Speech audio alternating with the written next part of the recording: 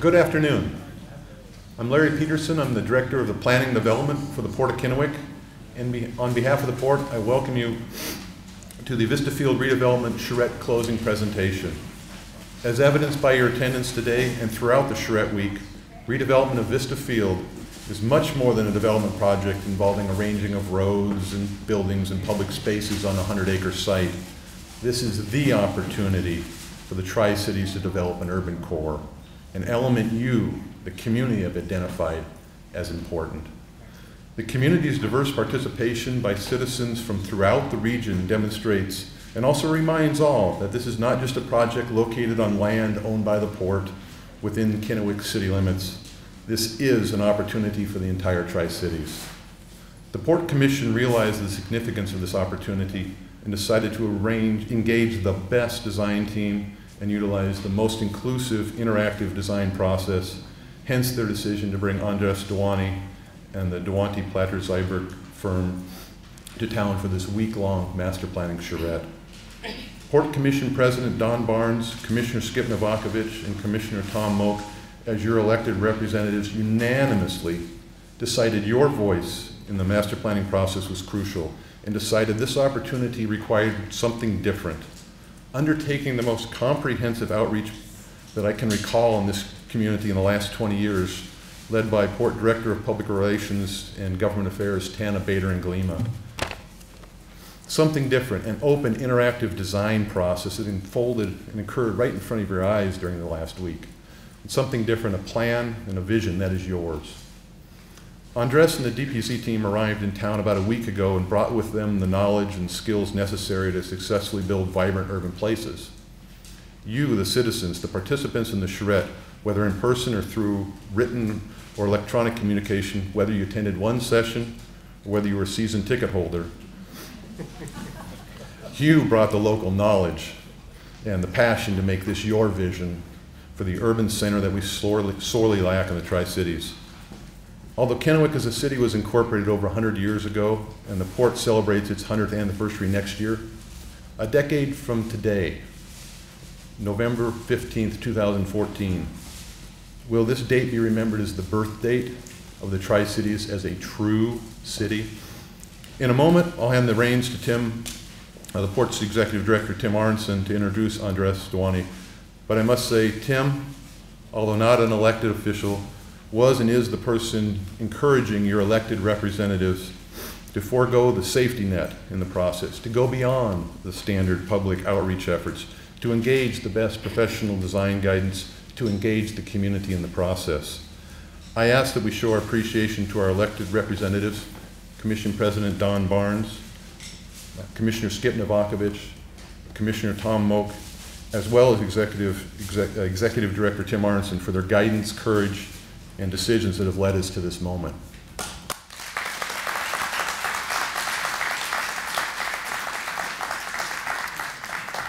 Well, thank you. I had a few remarks, but Larry kind of went on a little bit longer than I thought, but we're used to that.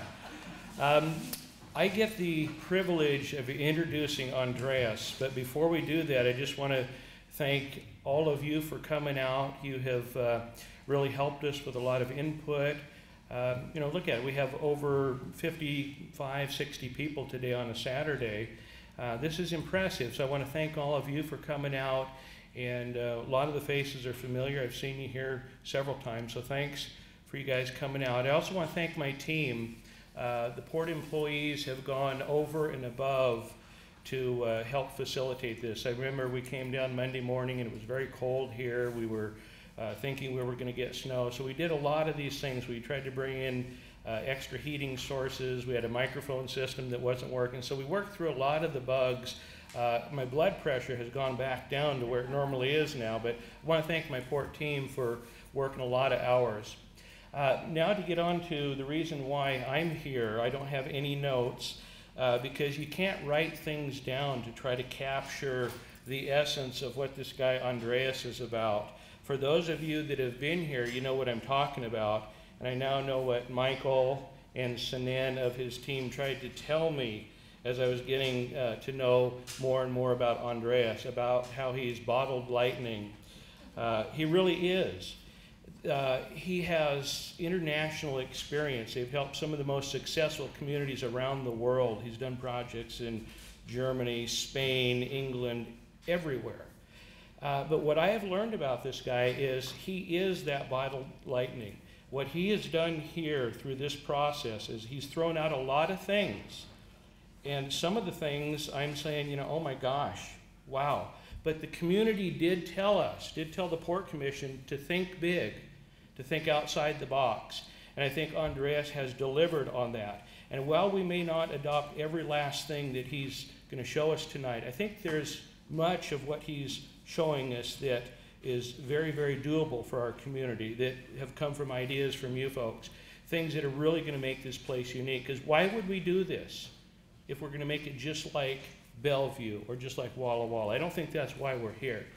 Anyways, Andreas is mercurial. He's got great ideas. He's the perfect person to lead us through this. And rather than saying any more about him, I'm just going to introduce him. And for those of you that haven't seen his presentation yet, kind of buckle up your seatbelts. Andreas?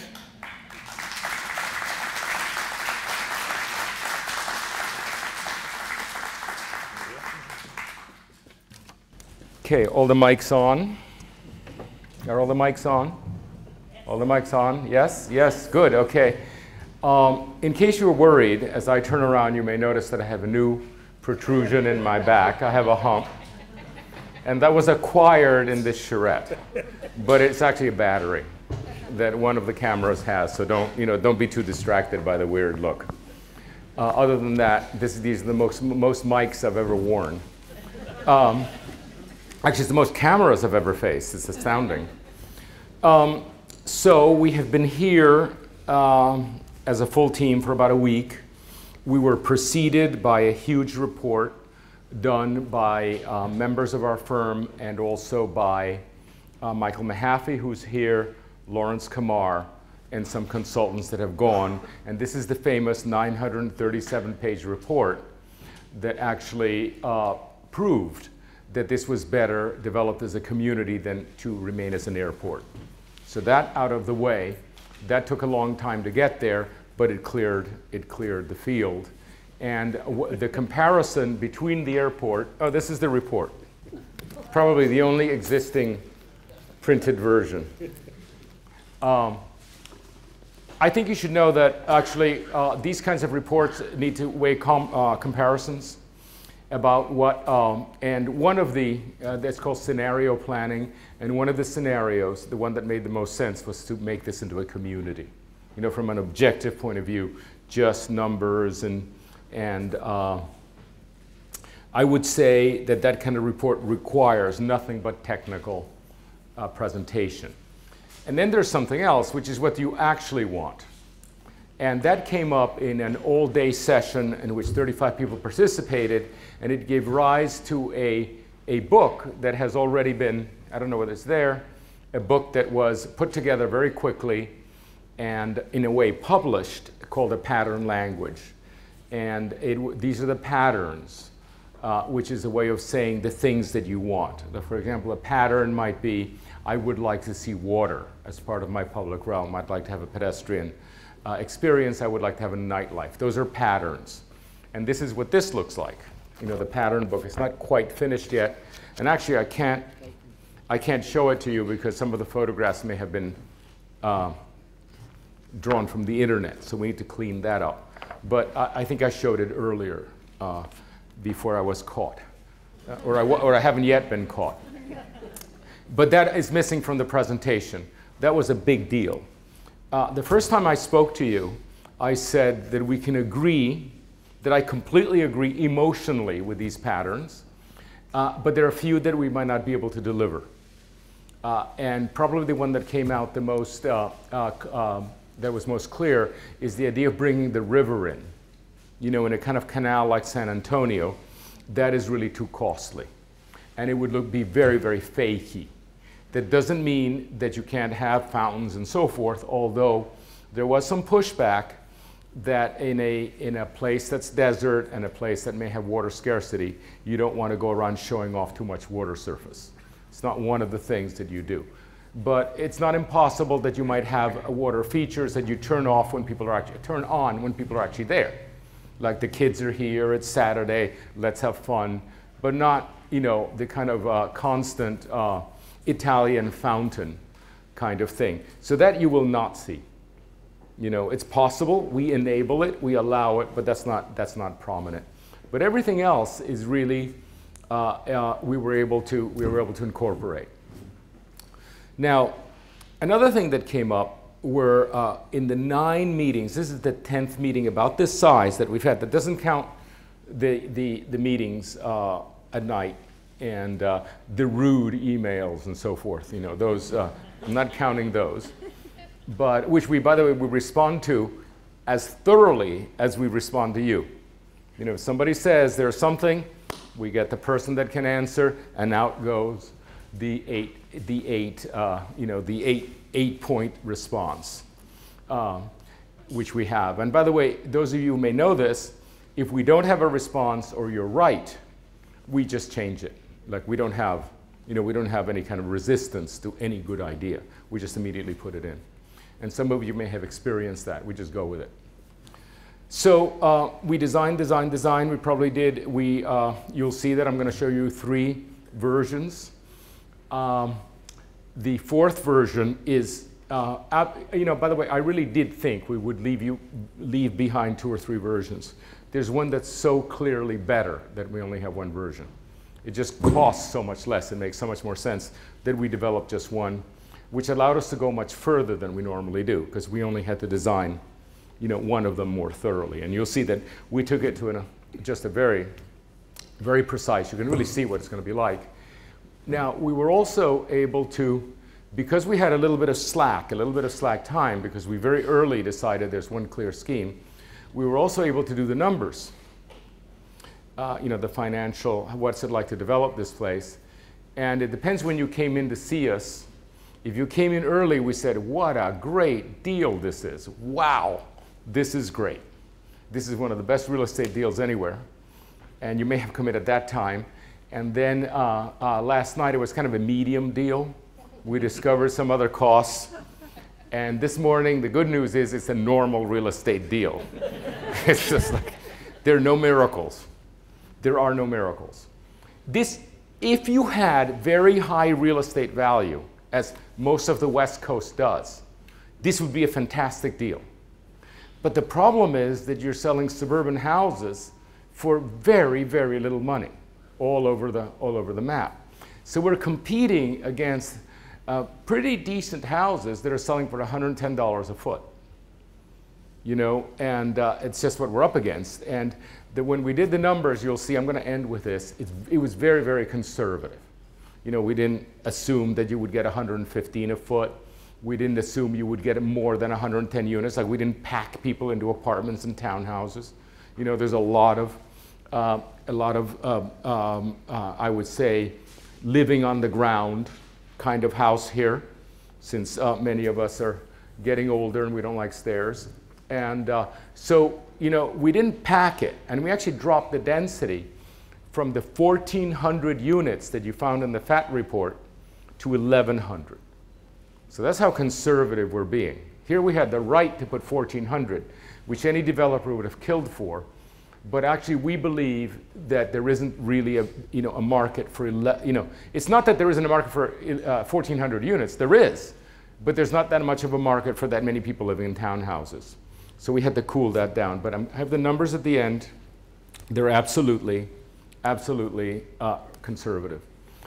Now, something comes up, and I'm going to end with this because I want to begin with the bad news, okay? And then we can end in wonderful, you know, optimism.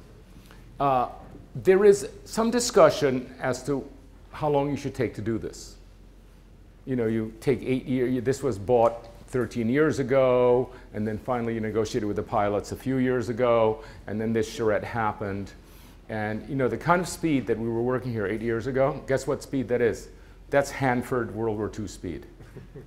That's something, you know, what we did here was how you built that atomic plant and built all the housing and built the bomb and beat the Japanese and all that. It's unknown in this society. No one actually works at that speed anymore. But it is a wonderful experience. It's creative. It turns drone work into heroics. People love, doing the impossible, all this kind of thing.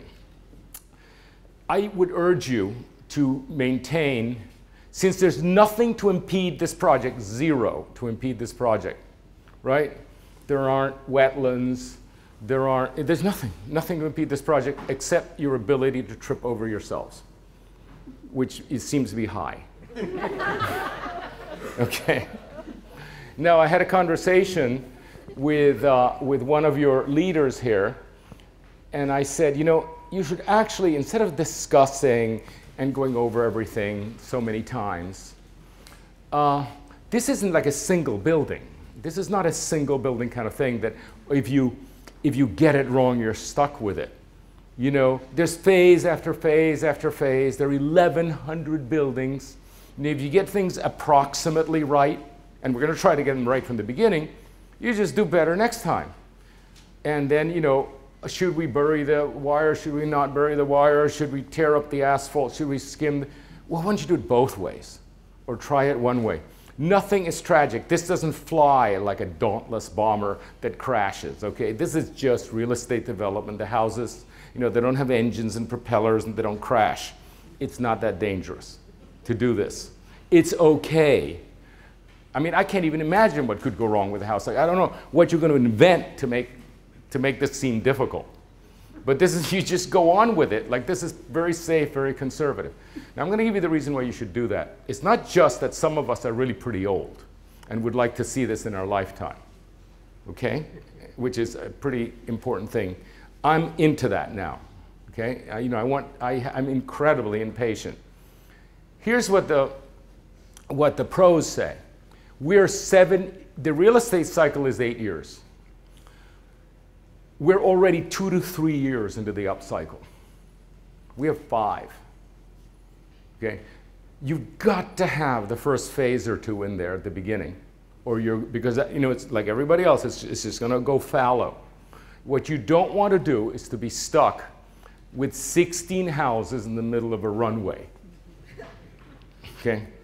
You want to have 2 neighborhoods in the next 5 years. So when it stops, not if it stops, when it stops, and some people say it may never come back. You must have heard that part. Okay, this may be the last cycle of all.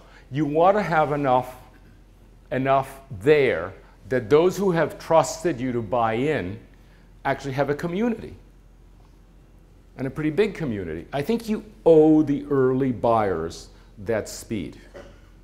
Okay? It's really that, almost like that kind of wartime urgency. So if you want a reason why this should happen immediately, that's the one to take into account. You really want 2 phases in, finished and running on all 4 cylinders 5 years from now. Otherwise, you're basically betraying the buyers. Those who trusted you, that this was going to work a certain way, they're going to be 10 years off before it goes back. And that's how real estate works. It's pretty cyclical like that. So that's a very good reason to do it. And I keep reminding you, we used to do amazing things, like in 2 years and 3 years. That Reach Museum. Not only did I see what was done here, I kept looking at the dates. Just astounding, out of nothing. These villages were built and people brought in and driveways and runways built and planes built, pilots trained, sent over, beat the Japanese. I mean, an astounding performance. And I wish we could remember to do some of that. I think we need to. So there's no reason not to. We've done the numbers, and the codes work, everything works. So, that's actually the worst news I have. So everything else is better. So we got that over with. Let's start. Now, I am completely unable to put these slides in order, okay? Because what I'm trying to do is get 15 people to work to the last minute. I could have stopped them 3 hours ago and had an orderly presentation, but 15 people times 3 hours is 45 human hours. So I've always made this decision to let them work till the last moment just to get 45 more hours out of people. So you'll see that this is out of order, but I can generally patch it together. okay?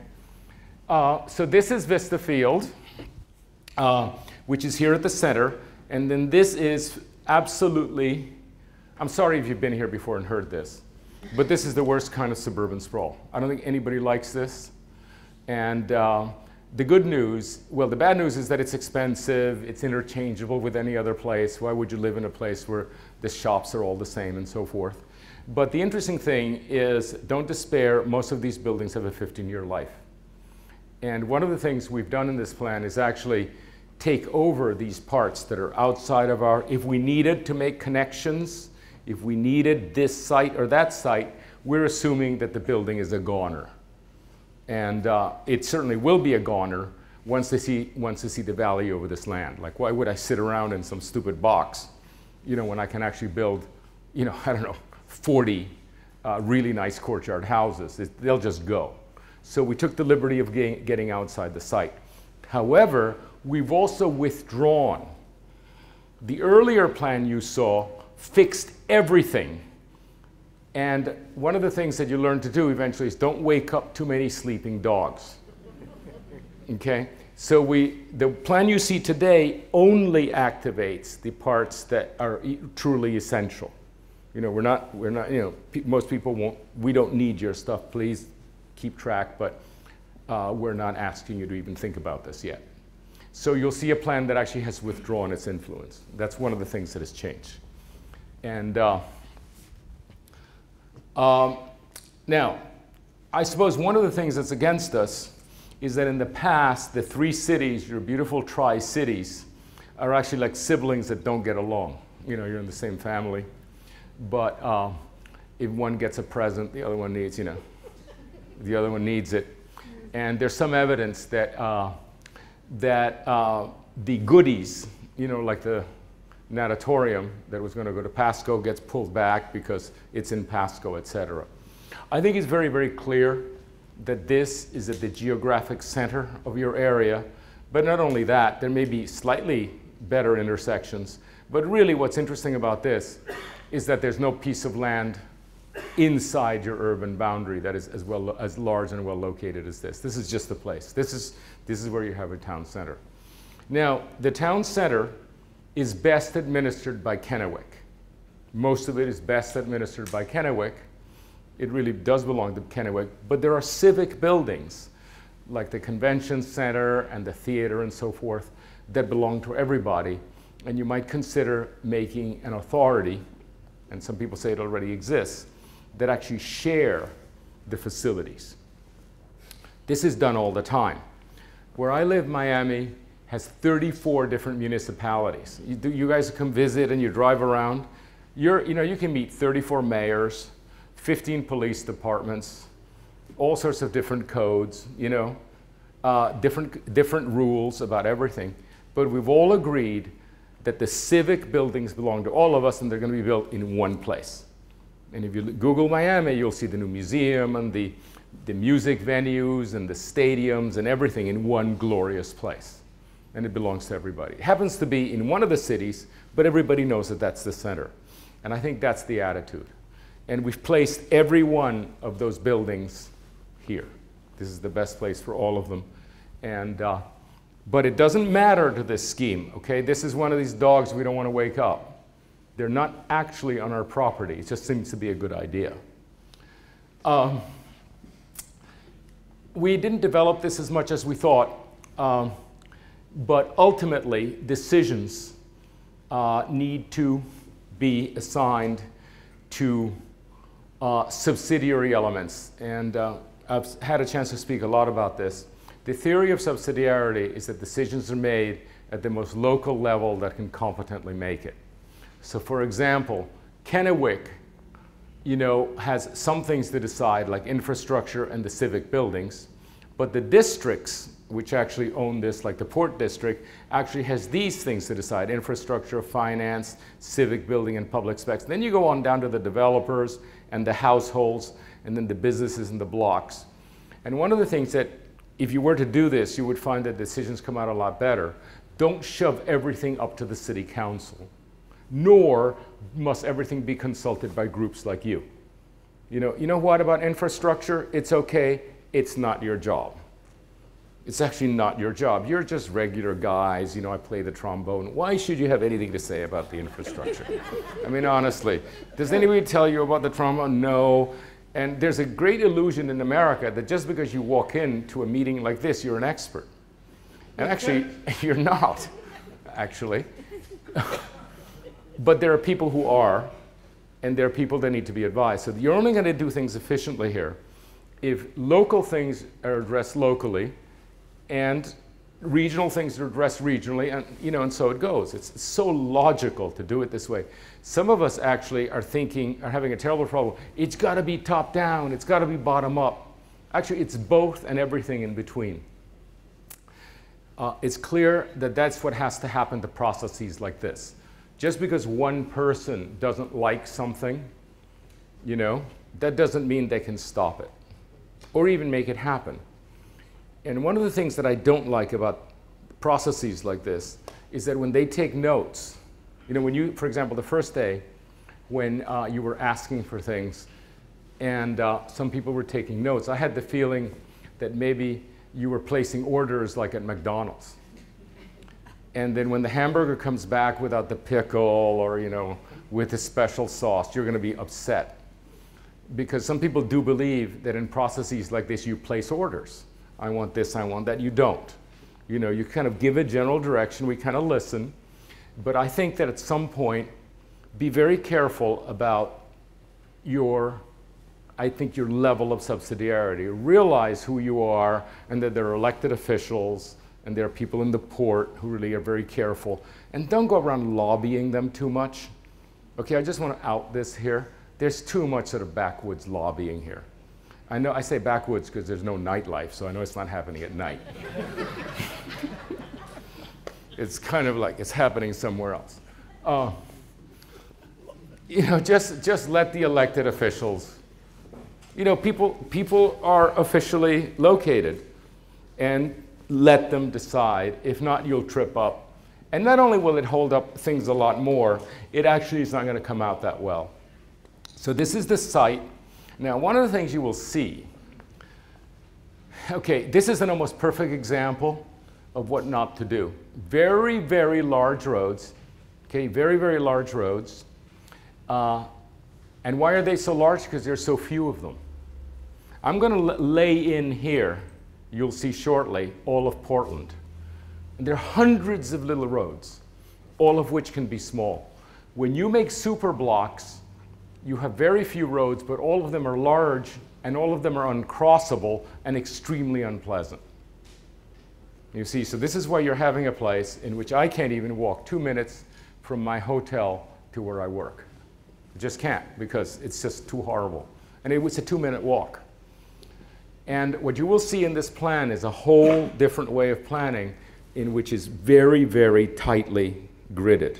It's a lot of permeating. So all the roads can be small. And as long as roads are small and all the public spaces become friendly to pedestrians. Now, you've asked for fully pedestrian places. One of you asked, we just want pedestrian places. Pedestrian places die.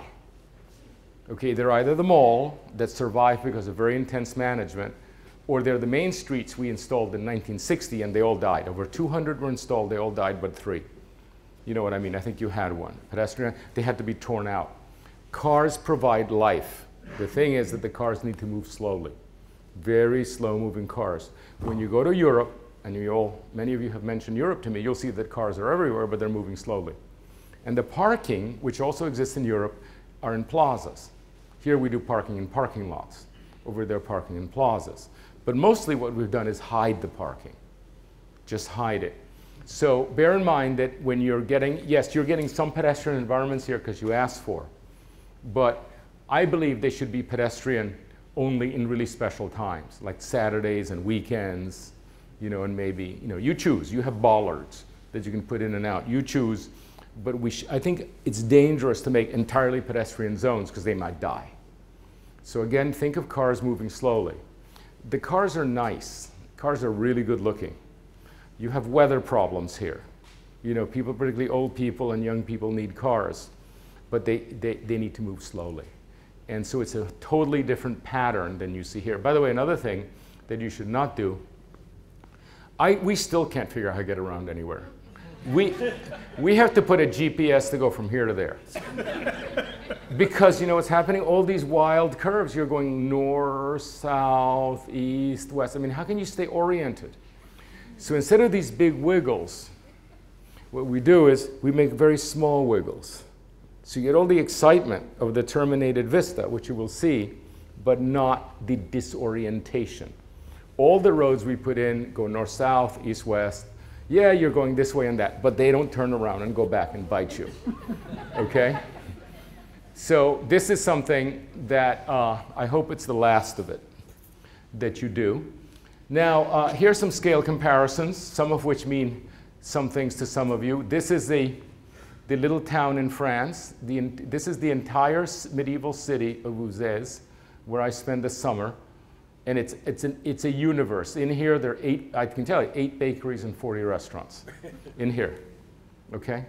And it's just at one center. It's at the center of the airport. It's just I don't know. But it's plagued by tourists, so it's kind of hard to tell. But it's perfect. The dogs don't have leashes. The children run wild. I mean, it's just perfect. But nothing rates it better than the idea that you have in this circle. I've never calculated the acreage. It has 8 bakeries. Endless. It's fantastic. And then, but the U.S. has much more crude. You asked me to put Seattle in because most of you know Seattle. The market of Pike's Place is just here, from here to here. That's a pretty big place. The 2 blocks that occupy you the whole weekend and everything. It's as wide as you saw my finger. This is a very large site. And I believe that 6th Street or 5th Street are these 2, which is the entire downtown, etc. So it's a very big site. In fact, it's almost exactly the right size. If it were bigger, we'd have kind of infrastructure problems. We'd have to over-design the infrastructure. It's a perfect site. But this is the most telling, this one. Okay, so this is our site. You've seen this slide before. This is our site, and this is the entire super block, which might one day be redesigned. And this is all of Portland, from Portland State University to Burnside Street, and from Providence Park to the river, which is all anybody's ever seen of Portland, if you've been there. I mean, there's nothing else outside, virtually speak of, and it all fits in this super block. And look at the size of the blocks. Look at the grain of the block. That's real urbanism. That's how far you are from doing it. And we're getting much closer to that. So while, yes, the architecture is going to be really nice, and it's going to be pedestrian, and there's going to be fountains and all this stuff, the really, really important thing is that really finely wrought network. That's what makes urbanism work. Portland is the finest grained grid in America. This is the original plan that we did back for the 900-page report.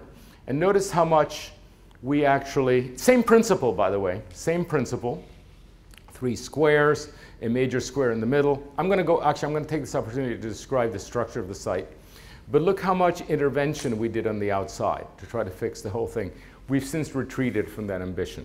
And there's just a few things we need, okay? But let's look at this site. No matter what we do, the site is linear, nothing wrong with that. There is a square in the center, which is lucky enough to be associated with, lo and behold, the convention center. That didn't have to happen that way, but it's lucky because that's actually the civic center of the Tri-Cities is building up to be there. So that's lucky. And then at the end, we have 2 tips that have traffic, here and here. By the way, you don't necessarily ever, there are lots of sites that don't hook onto the major roads. And we hook onto twice, 2 of them. So we can have 2 pretty heavy, actually, town centers at the edge. And those are the ones that can be 4 stories. And I'm going to show you some pictures of some of our 4-story towns. That's the real urban stuff. It's not Portland, but it's getting there. And then in the middle, if you draw a circle here of half a mile diameter, it's 5-minute walk to here and there. 5-minute walk from here to there, from here to there. If the bus stops here and the bus stops there, you have what I call a pedestrian catchment. basically you'll have transit that works, because transit only works when you can walk to it. People don't drive to go to the bus stop. They just keep driving. So what this is, you have a very large number of pedestrian catchment here. And so this structures beautifully. By the way, this didn't have to be a mile long. You know, this is all these lucky things that are happening. It just structures itself really well. I've told you, this project designed itself. It just fell into place. We didn't have to fight anything. It just worked. Outside roads connected often enough, you know. And one last thing that this project ignores is the runways. There was nothing wrong with this project that you saw here. We could have gone with it until we realized that that runway was a huge investment. And that if you were to take it out, it would cost $2 million to rip it out. And if you were to put it back, it would cost $5 million. And that's $7 million. And $7 million pays for a couple of performing arts centers. So we went back and ran 3 projects that actually kept the pavement. And a couple of days ago, I showed you a project that actually put both buildings and roads on the pavement, and then others that put buildings on the, I'm sorry, there's one that put only cars on the pavement and buildings were in the dirt. And then there was one that was lower density that put all buildings and all cars on the pavement and the rest was green. And then finally we reversed and put the infrastructure on the open space and the buildings on the pavement, building and cars. Why did we do that? Because if you put the infrastructure on the pavement, you have to tear it up. And just these costs are tremendous. You know, these 34 acres you have of pavement are a fantastic asset. As I said, it's worth $7 million. And this is not such a strong market that you can go around wasting $7 million. So we basically, and these are the plans when I said, we have, I thought that, honestly, I thought I'd be showing three plans to you today, but one is so much less expensive that we just went with the one. It was perfectly clear. So we did that. But that was a nice plan and it guided all the others. And this is the one, there's another problem with that plan. That plan was what I call a 20th century plan. We're now in the 21st century. 21st century started in 2008. Everything melted down, right? The bankers before 2008 just wanted to give you really big loans. They didn't want to see anything that was low density or small scale because they made fees on these things. So they said, you went in and said, I want $2 million to a project. They said, why don't you take 15? And so you got all these people actually overbuilding infrastructure, doing 4-story and 5-story buildings, 8-story buildings, you know, whatever the fire code could take. And it was madness. I was in that madness because there was no other way to do it. That's over. But this project is a 20th century project in which the basic fabric is 3 and 4 stories. This is 4, that's 3. We can't do that. A building 100 feet wide like this, it's probably $10 to $15 million to do. And it's very hard to get $15 million. And even if you do get $15 million, you just have a little bit, you know, you have this much city. And that's not enough to go. So generally what we did is in the center spine, we cooled it down and brought the density down so you could fill it and have lots and lots of walkable spaces and squares, mostly 1 and 2 stories.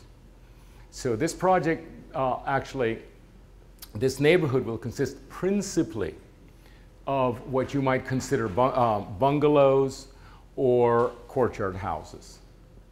And principally 1 and 2 stories. And I think most of you will choose single-story houses, which I'm going to show you one example of. So that's different from this. That's the only thing. The other thing that was different. Now, as I said, we did lots of different schemes. These are different people working on different schemes. And this is the kind of thing where we began to actually work on taking what was there, the infrastructure, developing it rigidly, and then develop it a little more picturesquely. You know, as we worked towards the solution that you'll see today. Because remember, these runways are very rigid. You know, these are very rigid runways, and we don't want these, you know, we're not France, you know, with the great boulevards and things. I think that would be it just would be incorrect. There's something more informal about the West. So, this is the land that we were told to design, which is what's owned. This is what was purchased by the Port District. And we strongly believe that it needs to be designed with these pieces. Okay, there's a little piece here, obviously needs to be brought in. This piece obviously needs to be brought in. This belongs to the irrigation district. It's very important to design this frontage in one shot. This is just, and this actually is the civic center. This is where you're already building the hotel, the convention center, the hockey rink, and so forth, the Toyota Center. And this should be actually made one great civic center, if you decide to go that way, and brought into the center of ours. So this was our charge, but we went ahead and designed that. And then we realized that this is the 100% corner, not this. This is it's not bad, but it's relatively weak. Actually, in terms of where activity is, where automobiles are. This is the least on this end. This is, I'm sorry, I didn't learn the street names. It was hard enough to just find stuff. But I think you know, this is where the baseball fields are. So this has the second amount of traffic. This has the most amount of traffic on our site. But this is really the big intersection up here. And so I think one of the commissioners, someone told us, you really should reach up there, because that's where you're going to tap into the energy and bring it in. And we're suggesting that trades take place and so forth, so that over time, this reaches that corner. You know, just so you grab the energy and bring it in. By the way, it is a very good corner for a big shopping center still. That's not pedestrian up there, but you do need shopping centers, and this is the shopping center that would correspond to this. The stores in here will be much more pedestrian friendly. But every once in a while, you really do have to go to Costco. You really do have to go Home Depot. We're going to have both. So you have the big, cheap supermarket and then the smaller, special supermarket. It's not about one or the other, it's both. And we're looking at this block that the people who live here will have both.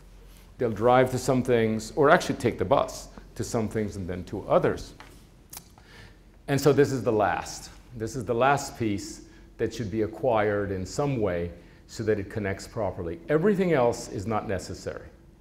You know, if you can achieve this, the jail is, and the bus station here, if you can achieve this, this is going to be just a very, very complete place. Because as I said, you even get your own shopping center. This is the asphalt, which is there, which is really actually what makes the project possible. The $7 million are very important to make this viable. So we're very glad to have it.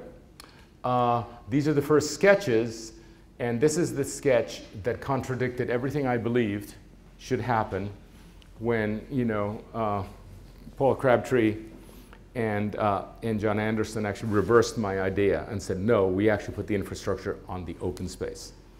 And it was one of these things where we just said, duh, why am I thinking of, why am I putting the buildings in, you know, why am I tearing up the asphalt? What was I thinking?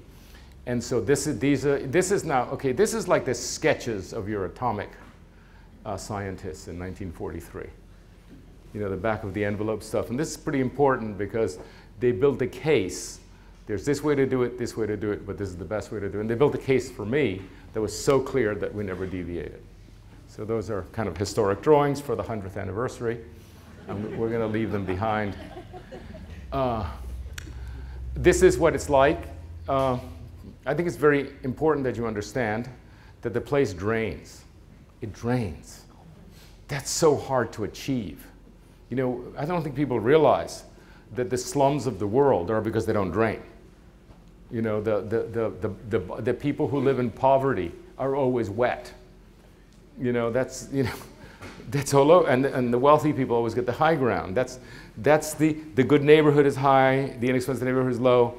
The shanty towns in Latin America, the ones that succeed are the ones that are dry and the ones who don't. So our engineers have been cleaning up this mess for 100 years. But in the 19th century, people lived in mud. And you know, we spent a lot of money draining it, and we have a site that is perfectly drained, and it would be completely idiotic to change the drainage pattern. I mean, just like, you know, unbelievably stupid. So we kept it. And this is why the infrastructure runs on the swales. My thought was to dig holes here and build on the green, but in the end, we kept it the way it was. Now, there's controversy, and I want to deal with it. And I'm afraid that one of the reasons there's resistance to the overhead infrastructure is that we seem to be excited about it and pushing it. And there's always resistance. Well, let me assure you now, I don't give a damn. You can bury it. You can throw your money down the rat hole.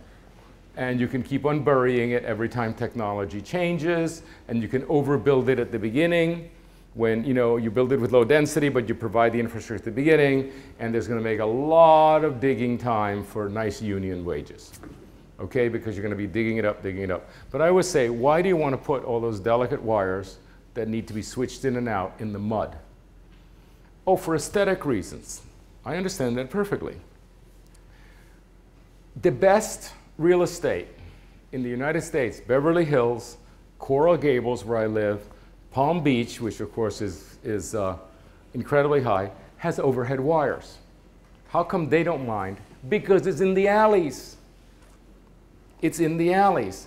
The people hate the overheads when they're in the front, right? They're in the front. No, you've got to sort of assimilate that. We're not talking about the overhead infrastructure that you hate, which is in the front, and you justifiably hate it. It looks terrible, and it doesn't allow you to grow trees. But it's always in the back. And once it's in the back, in the alleys, it doesn't matter. You don't even see it. In fact, there are worse things to worry about back in the alley, okay, including bunches of cars, dumpsters, rats, everything you get in alleys. But let me say about rats, because you say alleys have rats. Yes, I know alleys have rats. There are rats. It's better in the alley than in the front. Okay? One of the things that happens, people think of the overhead infrastructure, but there's a lot of stuff about the size of this table too. Have you noticed that? And that's in the front yard all the time. There are trash cans. Have you noticed that? They're in the front. You know, people somehow seem to forget how much of the stuff that in the 19th century we were civilized enough to put in the back, we now put up in the front.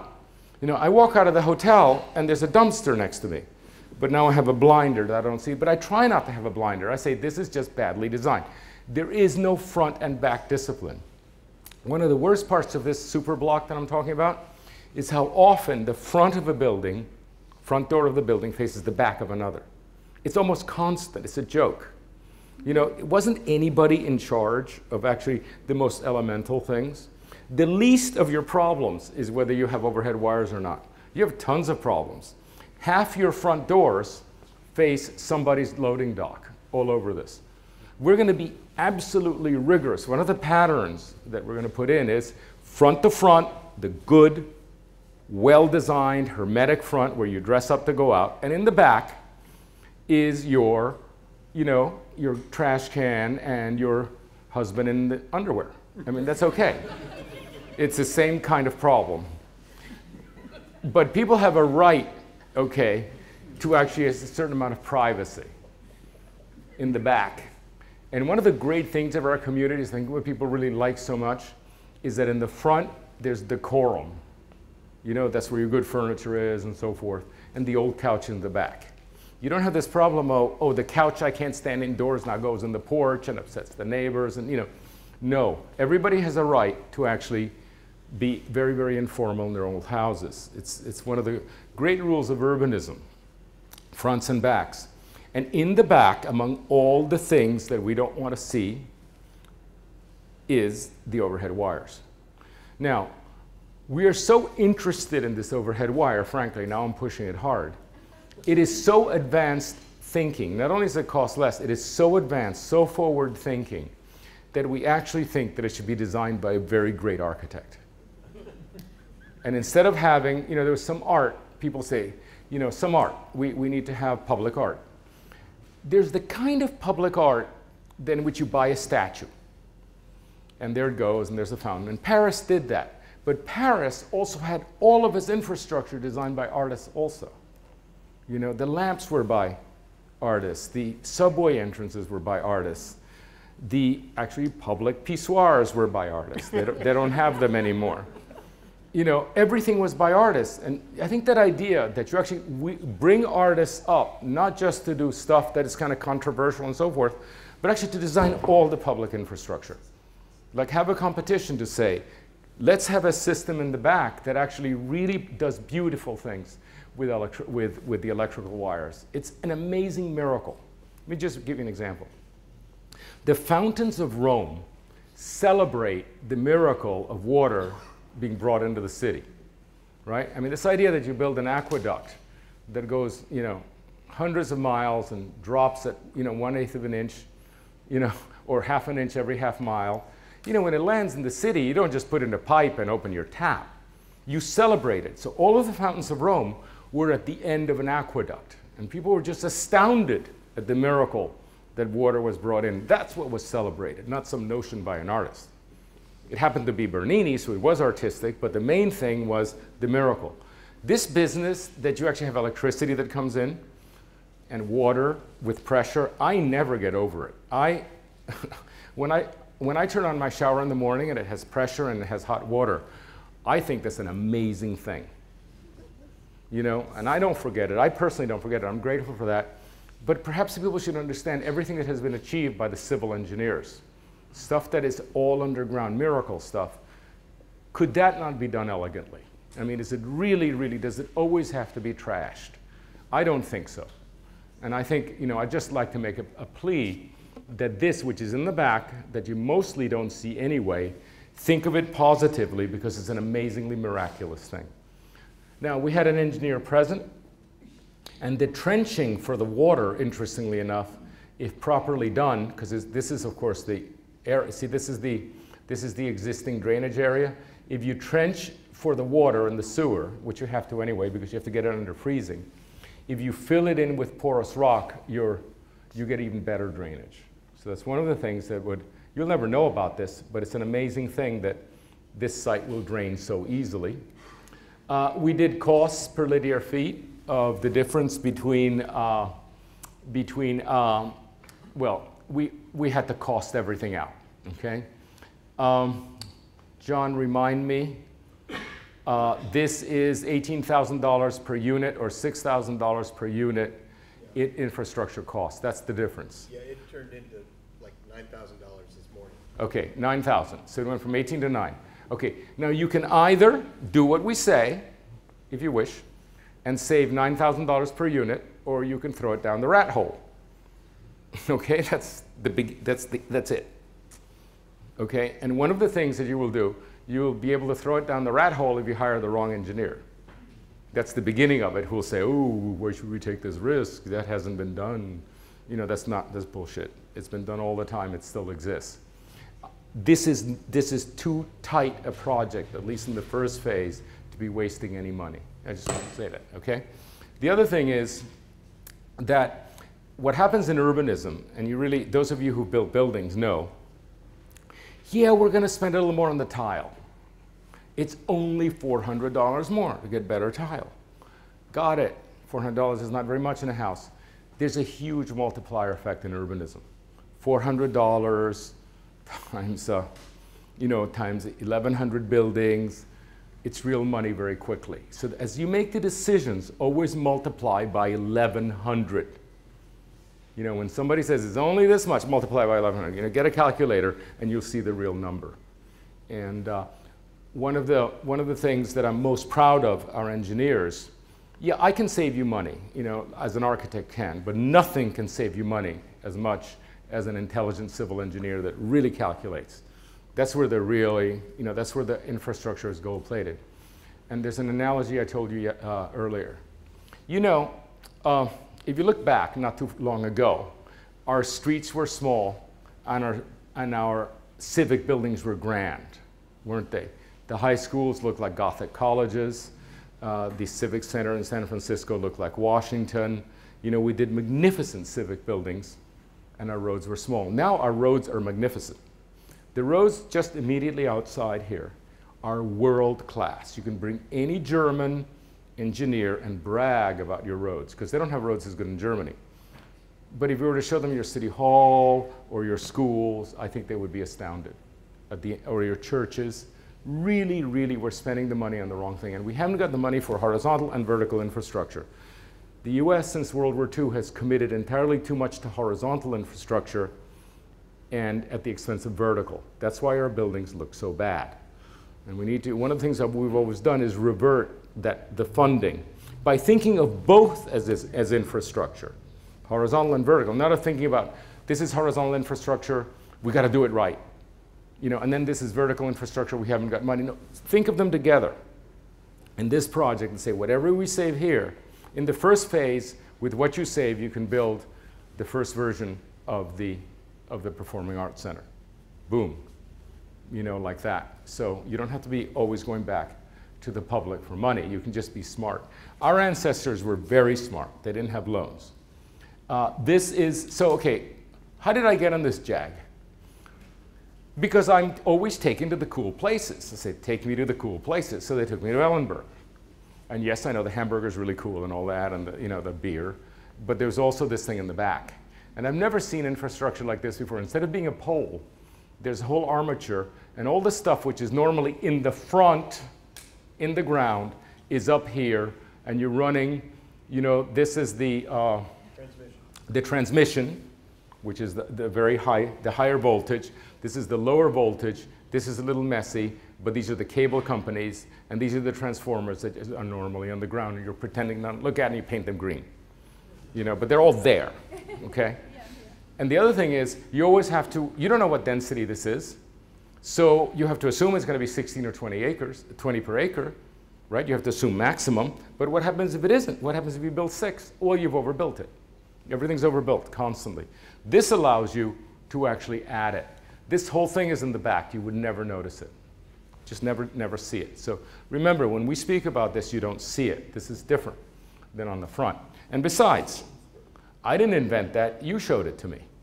And these are the streets, and these are the transmission wires in the back, which actually can be over the parking lots. If you do taller or commercial buildings, it can be in the parking lots, or they can be in the alleys.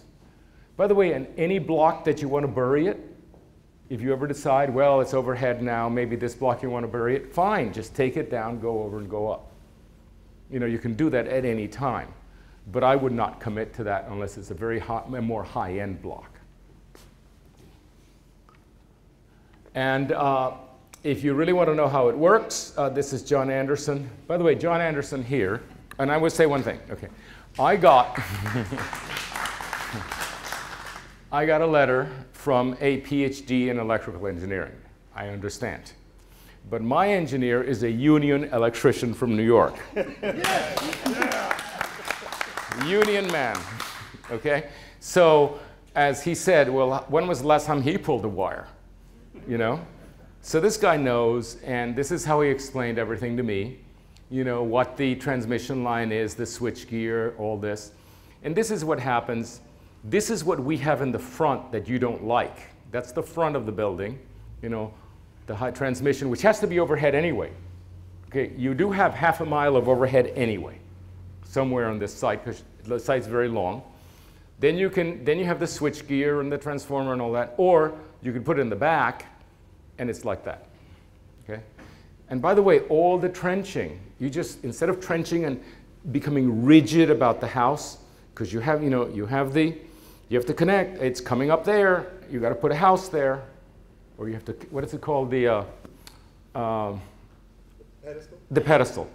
So you have to put all these pedestals in, which is where the infrastructure comes up, and you either have to kill them, or move them, or just comply with some decision that was made somewhere else 3 years earlier, with the pedestals.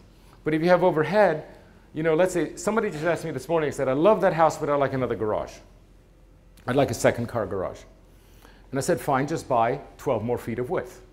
Okay, so this gentleman, one of you guys, I immediately responded. You want 2 cars? Fine, just buy a slightly wider lot. Now, talk to the pedestal what he thinks about a slightly wider lot. It doesn't like it. So somebody had to decide, 3 years, 4 years, I don't know how many years before, to completely be rigid. It's like, sausage shall be sliced this thickness. Well, sir, I want a little, no. Okay?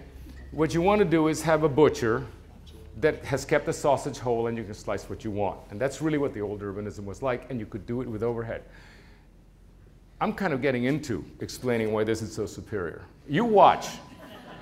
Everything else we do here will be forgotten, and this place will be known for its overhead infrastructure, because it's sounding to me like it's the most interesting idea we've had.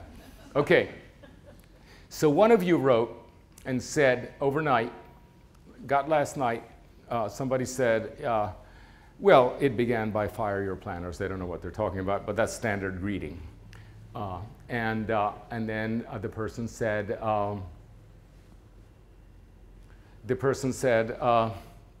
and by the way, fire your engineer, doesn't know what he's talking about, all this.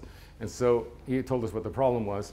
And by 10 o'clock this morning, our engineer had written him a perfectly argued letter as to how he was wrong.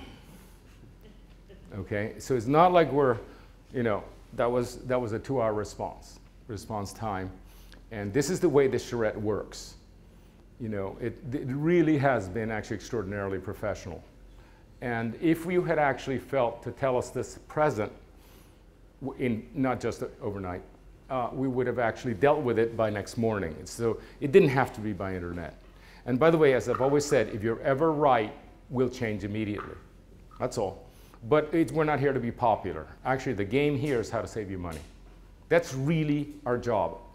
You know, I could leave here and people don't like me, but as long as I've stood my ground and said, really save the money, that's my job. I don't have to run for office. Anyway, this is really quite interesting, well written. By the way, it's been edited 3 times over. I mean, this is very careful stuff. It's almost lawyering. People have said, show us some of your communities. And I put a few in. I don't like to do this, but this is one of ours called Alice Beach. And this, believe it or not, is an alley in the back. And this here is a pen for infrastructure, like that. And that infrastructure, that whole thing is reserved for infrastructure. So as it changes and grows to be more or less whatever, it's just there. I don't care. This is your little lot for your infrastructure. And anyway, you can see it's kids, as usual, play in the alley. That's quite amazing. Now, so the two overhead lines run here, okay? So we're trying to design as little as possible to leave to others the decision. That's what's going to make this rich, subsidiarity. What do we now have to decide? Well, we really need to know where the infrastructure goes in. We need to know where the 3 squares are, and we need to know that one road, at least, has to be open and pretty straight for the jitney bus.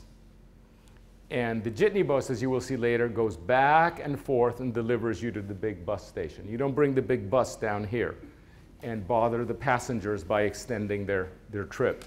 So we have what this is called a circulator. It goes back and forth and up and down, probably with 15-minute head time. So all you have to do is stand there, and you know that a bus will come, because there's one bus.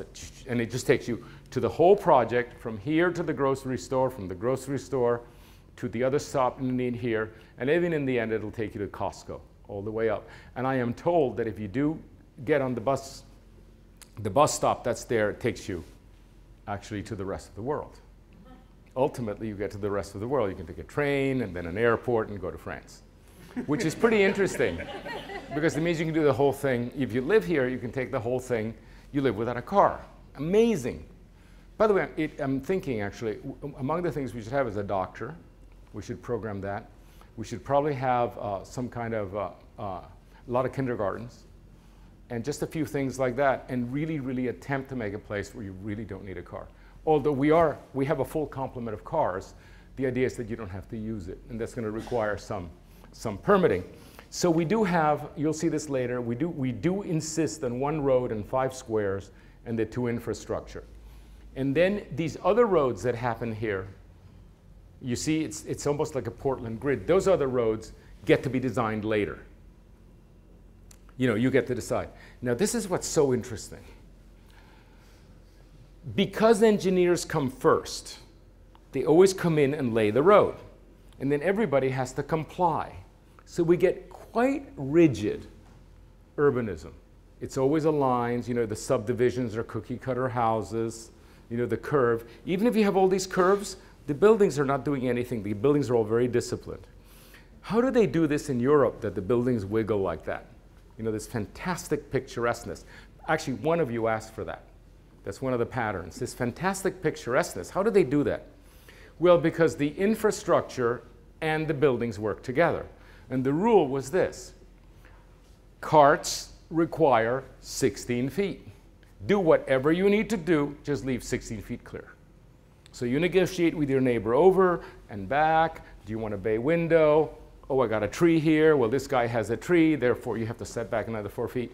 And over time, people negotiate with each other, leaving the track a variety. And some people say, you know, actually I want more light. And they pull back.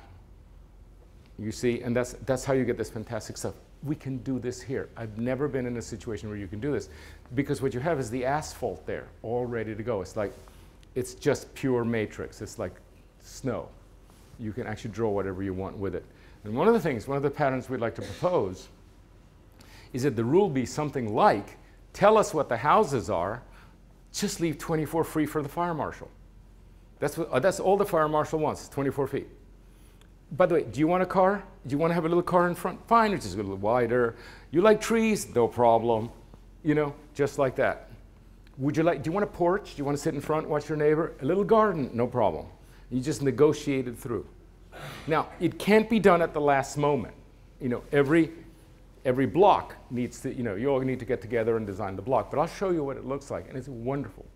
It would be absolutely unique. And I think it's really making use of this privilege you have of having all this pavement, nice and wide there. This is the pattern language, and you might enjoy reading it. It has images, and these are the things that you asked for. That's the book I showed you.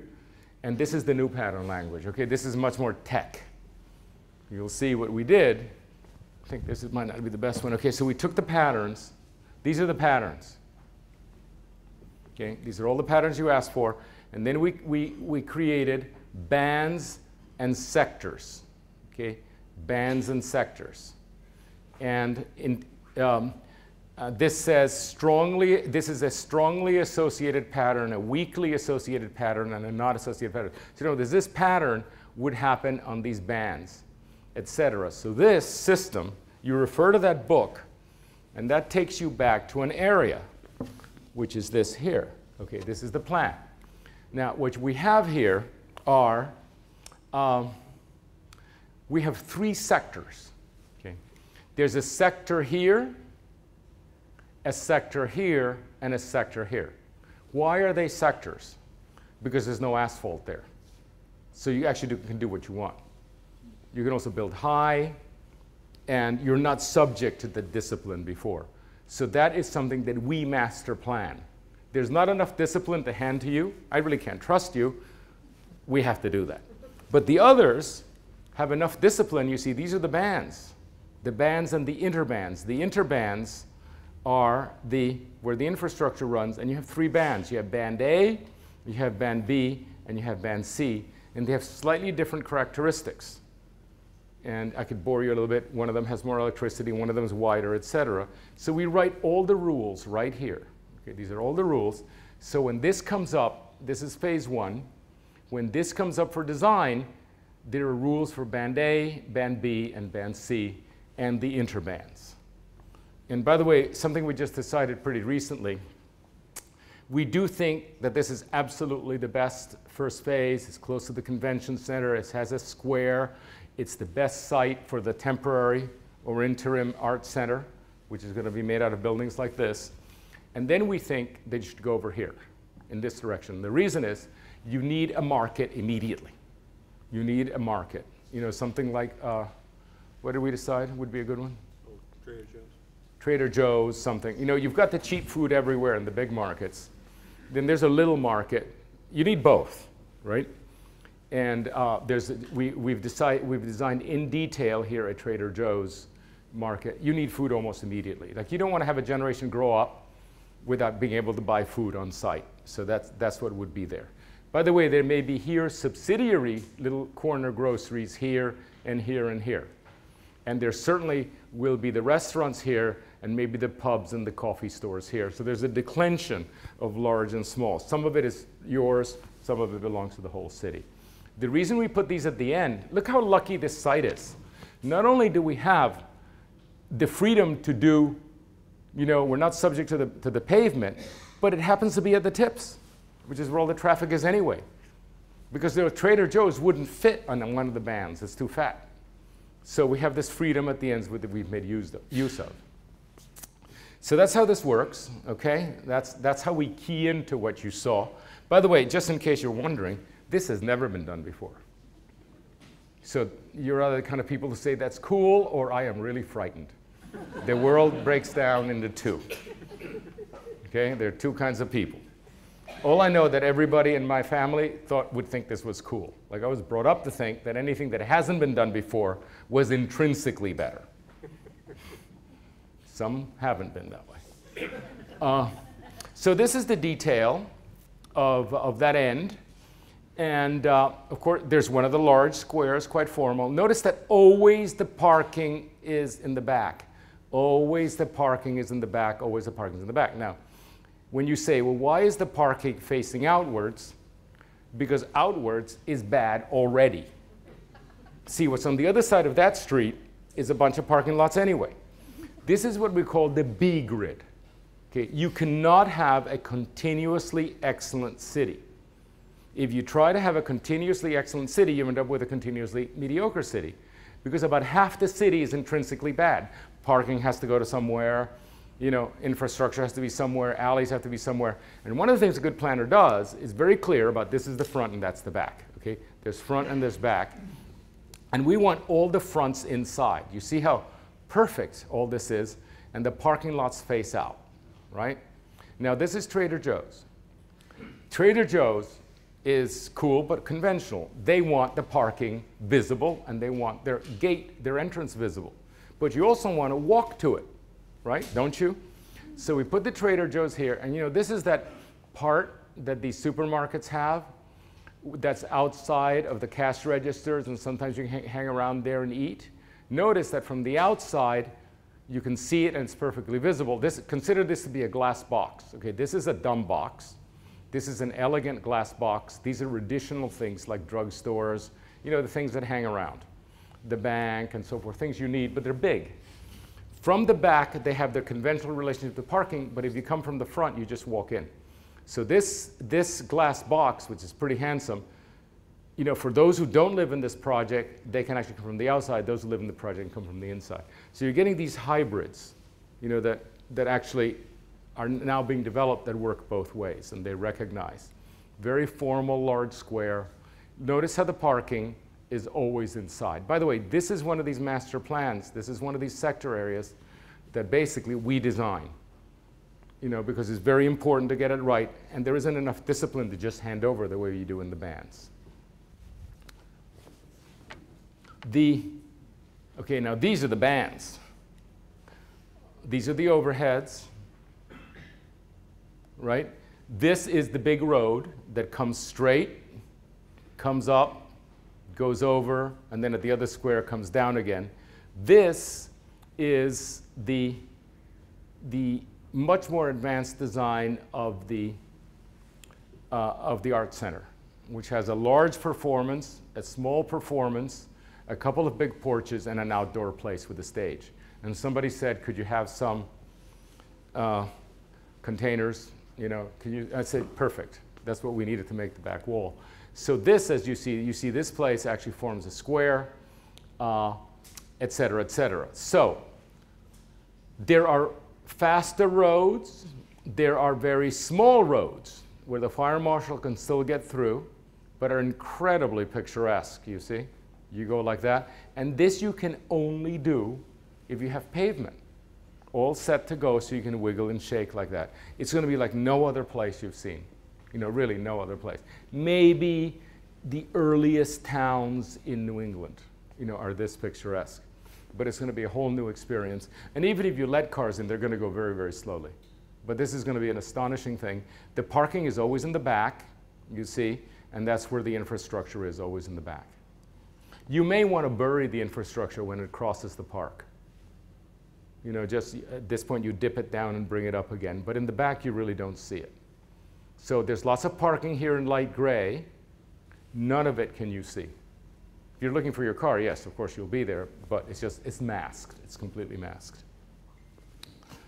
By the way, here you see some of the courtyard buildings that we'll show you slowly, later. A lot of these are single-family courtyard buildings. This is the early ideas. Oh, this art center is made out of these beams. So we take this apart, perfectly good structure, reassemble it in a slight curve so it defines the courtyard, and then you can reclad it, put a wonderful wood interior, and for a fraction, there are 3 of these. There's a total of 12 of these beams, of these great spans. We're raising it. One of you said, we want it a little taller. Actually, I love it. The trombone player says, I think I'd like it a little taller. Got it. See, because he knows. Actually, if you had said it, I wouldn't have done it. But the trombone player knows he wants it taller. I told him. Oh, was that it? So, I'm sorry, I don't learn anybody's name. They sort of have professions. So we raised them 6 feet. We laid it on a rock base of 6 feet. It's going to be quite handsome. And then in it, you have by the way, the acoustics here are excellent. They really are. So, whoa, don't touch it. Okay, so we love this, but we can put you'll see, we'll put a wood paneling inside. And so that's one. And this is here they are, looking much better than they really look. By the way, there's some really big garage doors like this back here. You can actually open these and have an outdoor show. Like somebody said, well, we can go inside or you can open them. Look at the size of this door, already paid for.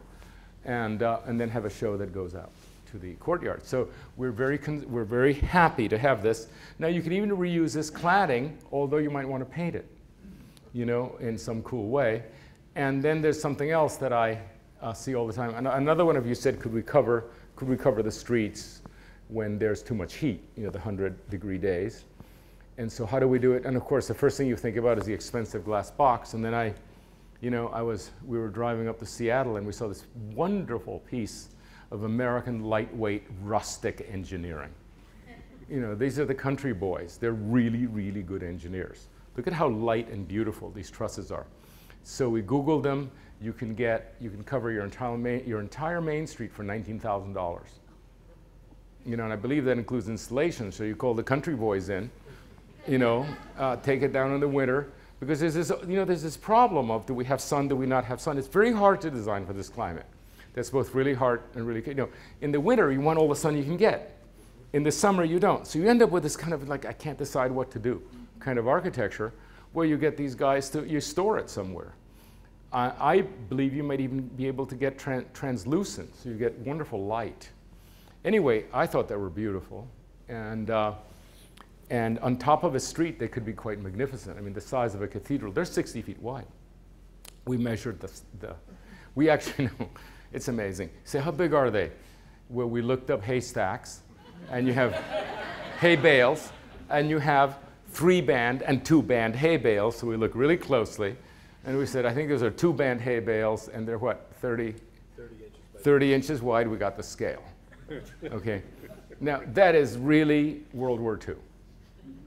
It's not like, let's find a manual, who do we call? You just do it because it's urgent. Everything's urgent. And it's so American to do it that way. So anyway, this is this ugly old thing in front of you. And this is an infrastructure of, let's say, white fir. Just slats spaced to make a really, sort of wonderful white space. And probably with gaps. The gaps allow you to have really cheap lights behind, and also you might actually inherit as far as I can tell, the secret of acoustics is having a lot of gaps, a lot of textures, a lot of stuff. So you let the sound go through and just hit these things you already own, use the lights you already own, just build this thing inside, and it could really be spectacular. This one, you know what this is? This is when the door is open. You can just look out into the landscape. It'd be amazing. And I think you can just look around. You have to think of a space that's longer, but this is what you're talking about. Now, of course, taller by 6 feet. It could really be magnificent. This is the one that you liked so much when we first showed it. 2. And then I thought this was great when Chris designed it, and it was not only do you have indoor halls, but you have an outdoor hall. And that outdoor hall could actually be, you know, like a German beer garden. So it never has to die. And by the way, selling beer, somebody may actually notice that there's music, and maybe they'll hear someday of chamber music and trombones, and they may stay. You know, it's the kind of thing you do. You bring them for something they like, and maybe they get to like something else. That's how chicken wings started, buffalo wings. It started with beer.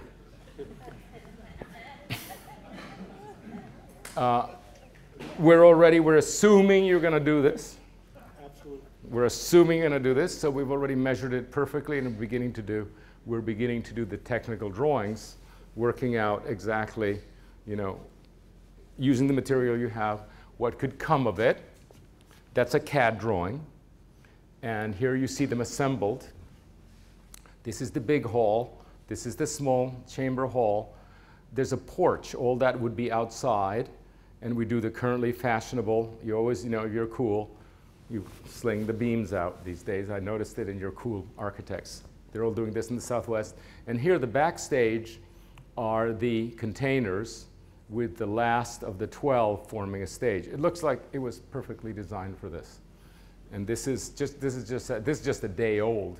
It's just going to get better, you know, over time. One thing that is very nice about this is now the entrance is square. See this, where these two meet? It's actually a square. It's not a weird angle shape. We finally got the geometry to work. So you continue to have this wonderful outdoor space with an outdoor stage, 2 indoor stages, and a square on the outside, which might work super well. And maybe you run these the other way. Maybe these are not the entrances. Maybe this is what you open, and the audience is out here in the whole large square listening. And we've explored that. There's the structure. See, one of the reasons we're going through the bother, it doesn't work when it's straight. It's much cooler when it's in an angle. And these are some of the early drawings. They're just, you know, these are the containers. Of course, they're not finished. They're much taller. You don't see the stone wall yet. Okay, these are, now what we're seeing here, we tested the code that Matt wrote. And you're looking at these sectors. For example, taking that sector, you can see the overhead wires. You can see the big buildings at the edge, the hidden parking that I spoke about, and this really picturesque stuff just everywhere. And then we started drawing these 3-dimensionally to see what they would be like. And look at them. It's just really fantastic. And that's not even colored right. That's just colored in a computer. And so this is the terrible thing you're all afraid of, this guy. But look at this. Look at that. You know, it's a regular, I don't know what this is like, but it's in some ways, I apologize, it's kind of un-American. I know that you, out west, you want straight stuff, but it's really extremely workable. Notice, too, the courtyard buildings. Notice how the buildings have a front and a back and a side, and these courtyards are really, really private. Look at that. See? So you can live right there, you know, with people, and but the back is yours. No one looks at you when you live that way. And we've been testing these. Yep. Mixed use, or are those multifamily, or what? Well, I would say this one might be multifamily from the looks of it. These are townhouses that are single use. This is a church, pretty clearly. These are single family. These are all single family. This might even be some kind of compound. It looks like it's large enough to have a compound. You know, the thing that I'm saying is that it's not our business to decide how you live. You know, you can sort of plug in a mother-in-law or a boomerang kid that comes back from college. You have, have these bedrooms. The one we're designing now has bedrooms that can participate in the house. Actually, there's a unit on top in the back that you can rent. So if you're getting old and you need a caregiver, instead of having to go to some institution, you just rent it to a college kid that checks on you. Okay? I mean, that's how my grandmother did it. And most American houses don't allow that because you're living in a McMansion that doesn't let, everything violates your privacy. You know, you're sharing everything with everybody. But these courtyards actually are like compounds.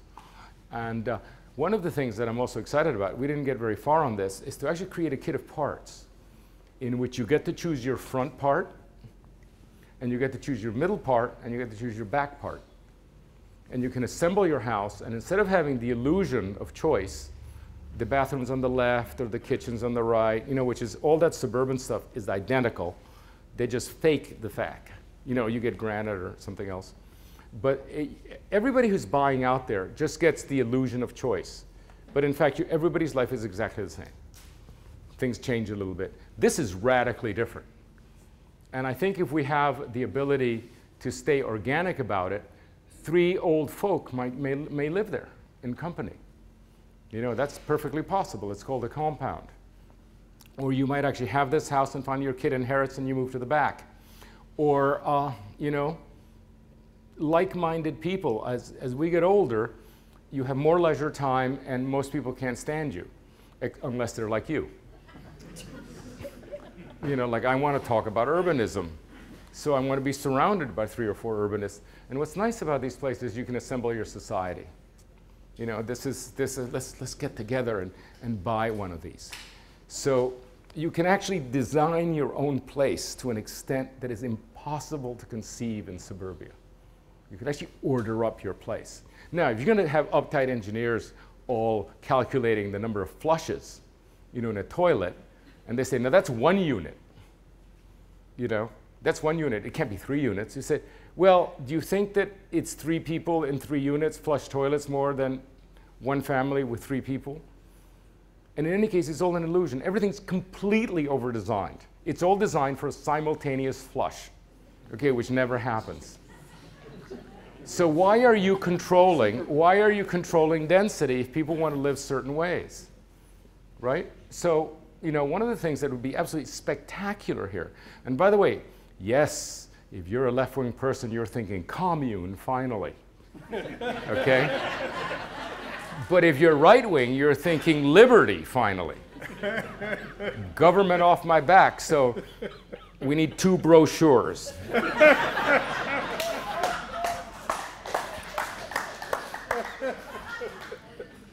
That would be interesting.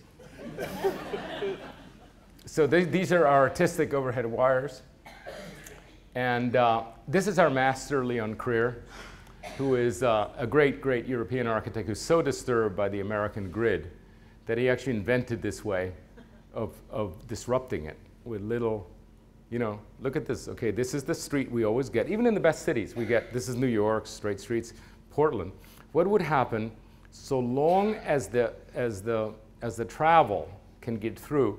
Why can't you sort of disrupt it like this? It's the same amount of open space, but you get 1 plaza and you get another plaza, and look at the look. So this is a man who's actually thinking there's a problem with the American system, and he made this drawing and he inspired us. And this is how we realized that you can actually, you know, the pleasure of seeing this is all too rare in the United States. And so we definitely went for it.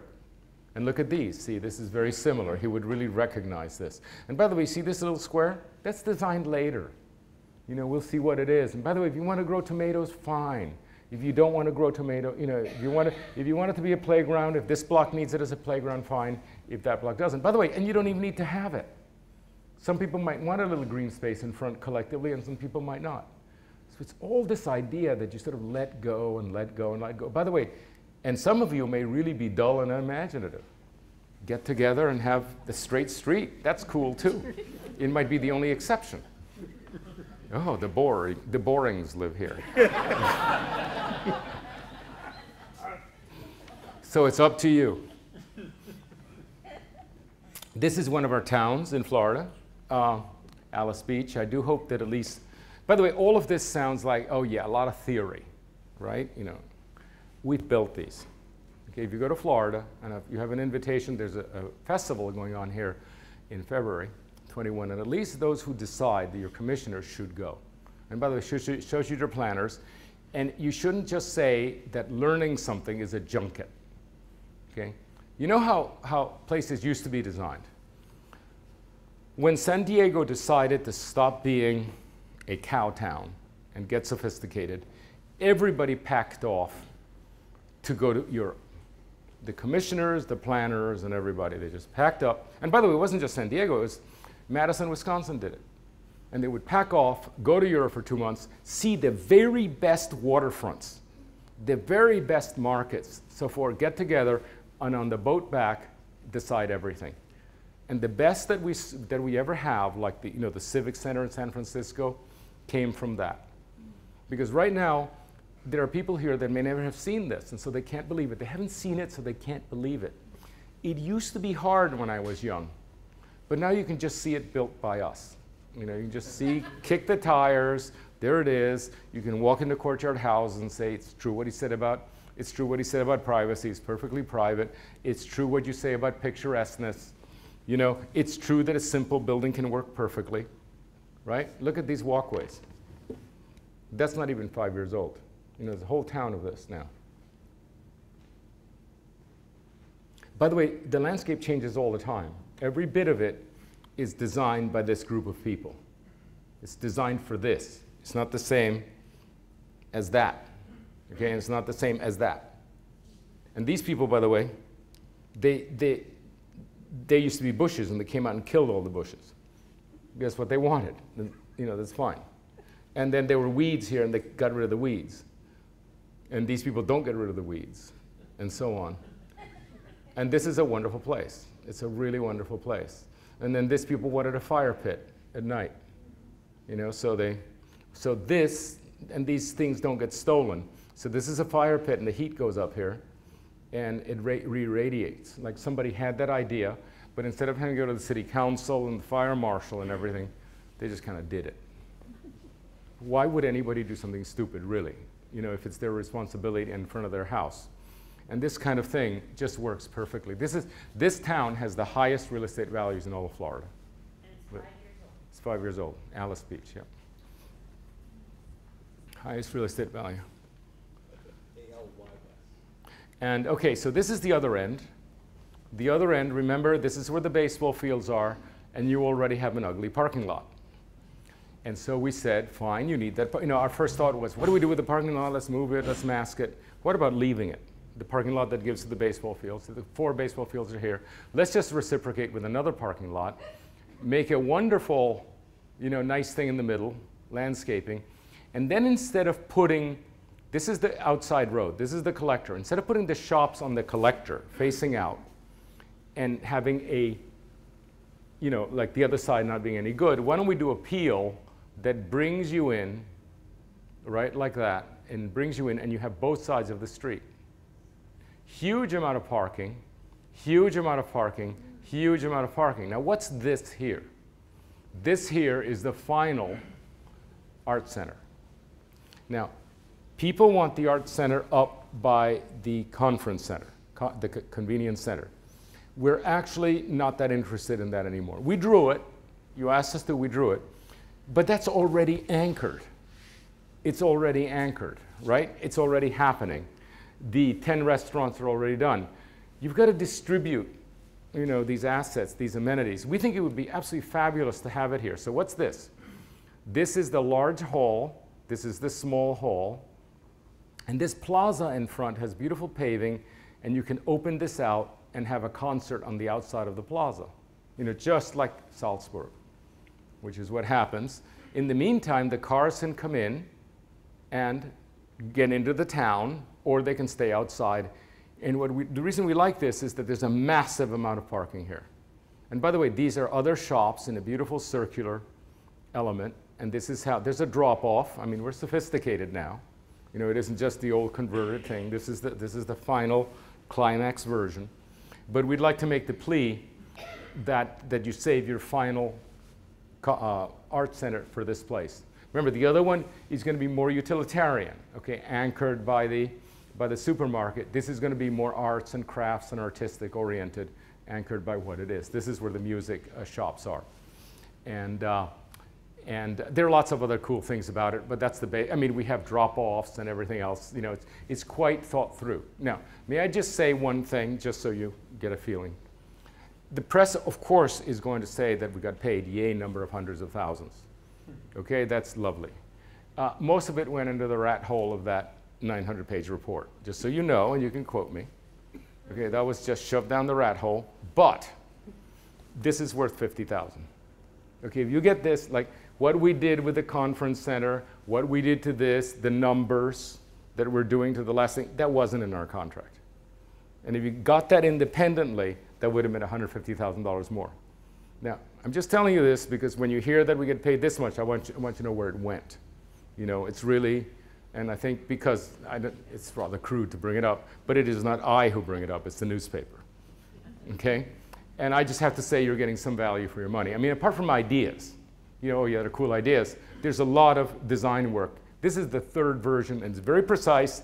Every car is drawn, and if you want to send it to the engineering tomorrow and get on with it, you can. You know, it's that accurate. And you commission this all the time at tremendous expense from other architects. This is the kind of thing that I think is responsible. By the way, this is this end. And this is an early version of it that gives you a feeling of the, very early, but it gives you a feeling of the peel, and it gives you a feeling, this one's reversed and everything else, but you can see the picturesque quality that we're after. You know, how things set up. So that the buildings themselves don't have to be so expensive, because actually the space is so cool that the buildings can actually be pretty much nice boxes and still work.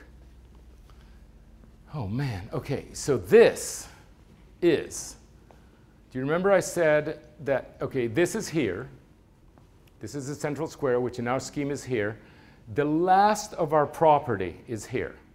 And here we're putting 2 blocks of shops, the so-called entertainment center. In red is the new hotel and the conference center. This is the future extension of the conference center. This is the potential performing arts center. That we actually don't like it there because you have enough going. This is the existing hockey rink. This is the future hockey rink. You can demolish this later. It's all around a square. Okay? And this is how we reach, remember, this is how we reach to the outer. I was speaking earlier about reaching to the outer piece. These are 2 stupid buildings that will go. And over here, we can begin designing that shopping center, which has the Costco and all those things that I said you also need. You know, the big box, you still need those people. And you can actually come down and see it. It also has here the bus stop. And unlike all prior plans, you can leave it, because there was some controversy. Oh, you got to move the bus stop and all that. You even, by the way, talk about mixed use, you have the jail, in case you have a relative. And then just the kind of detail we're getting into, this little street here is a vehicular street, but if you're having a really good time and you want to bollard it, the parking lots in the back give you the bypass. Okay, so there's a lot of little detail like that, that normally, almost always in the ways we do, we actually, when people say do it this way, do it that way, we always try to do it both ways. And we've heard, we want this all together, and some people say we want it apart, so we always draw it both ways.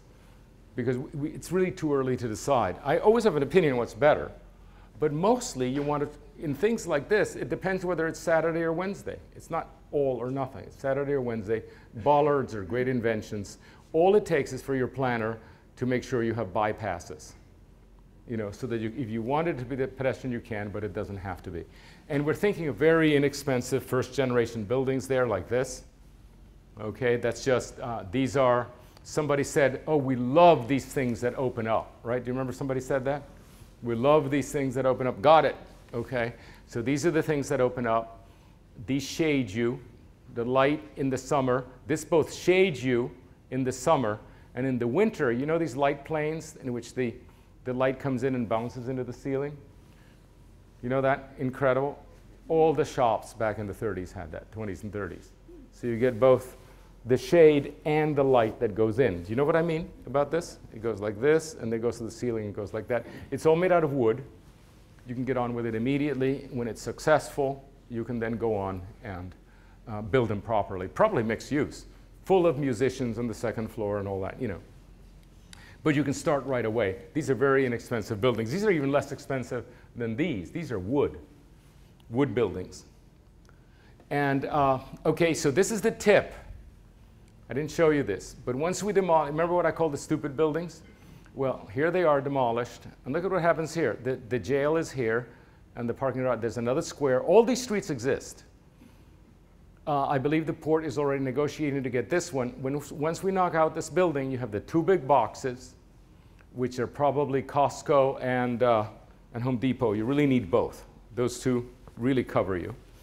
And then there are other shops that don't need to be in parking hell, right? Those two do, but these don't. So you make some that you park out here, but then you go into a smaller square, and then there are shops like hairdressers and so forth, and little restaurants that don't even need to be here, and they can be on the street. So instead of having one sort of stupid strip center, which everybody is in misery, even though only two people need visibility, you know, this actually has a declension that goes in and gets smaller all the way in. This is something we've been developing over time, which is just a response.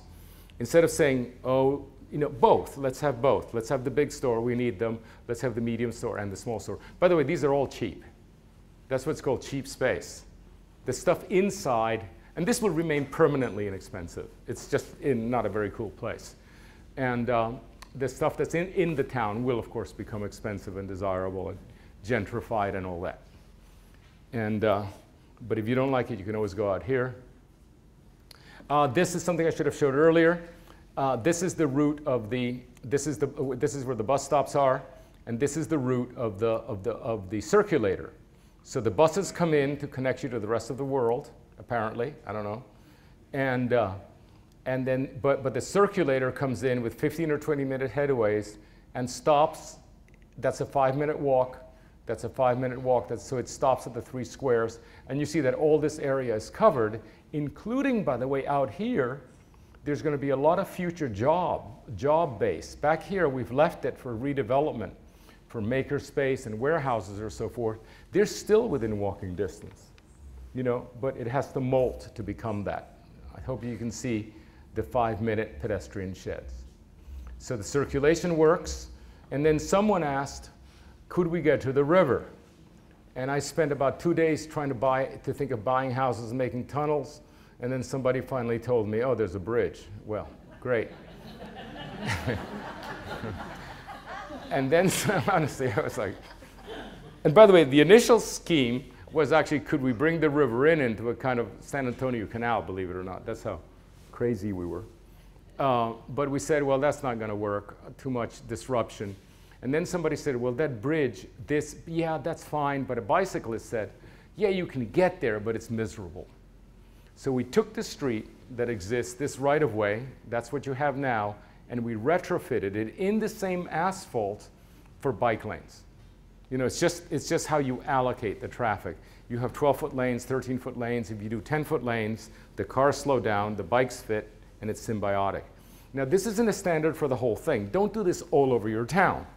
You're going to freak out a lot of people. But this connection happens to be a very, very good one for bikes. Therefore, this retrofit, which is very inexpensive from here to there, right, existing, this retrofit will get all these people bicycling into this. And it'll just slow up the traffic just a little bit. It's what you should have built it in the first place, because it's not a highway.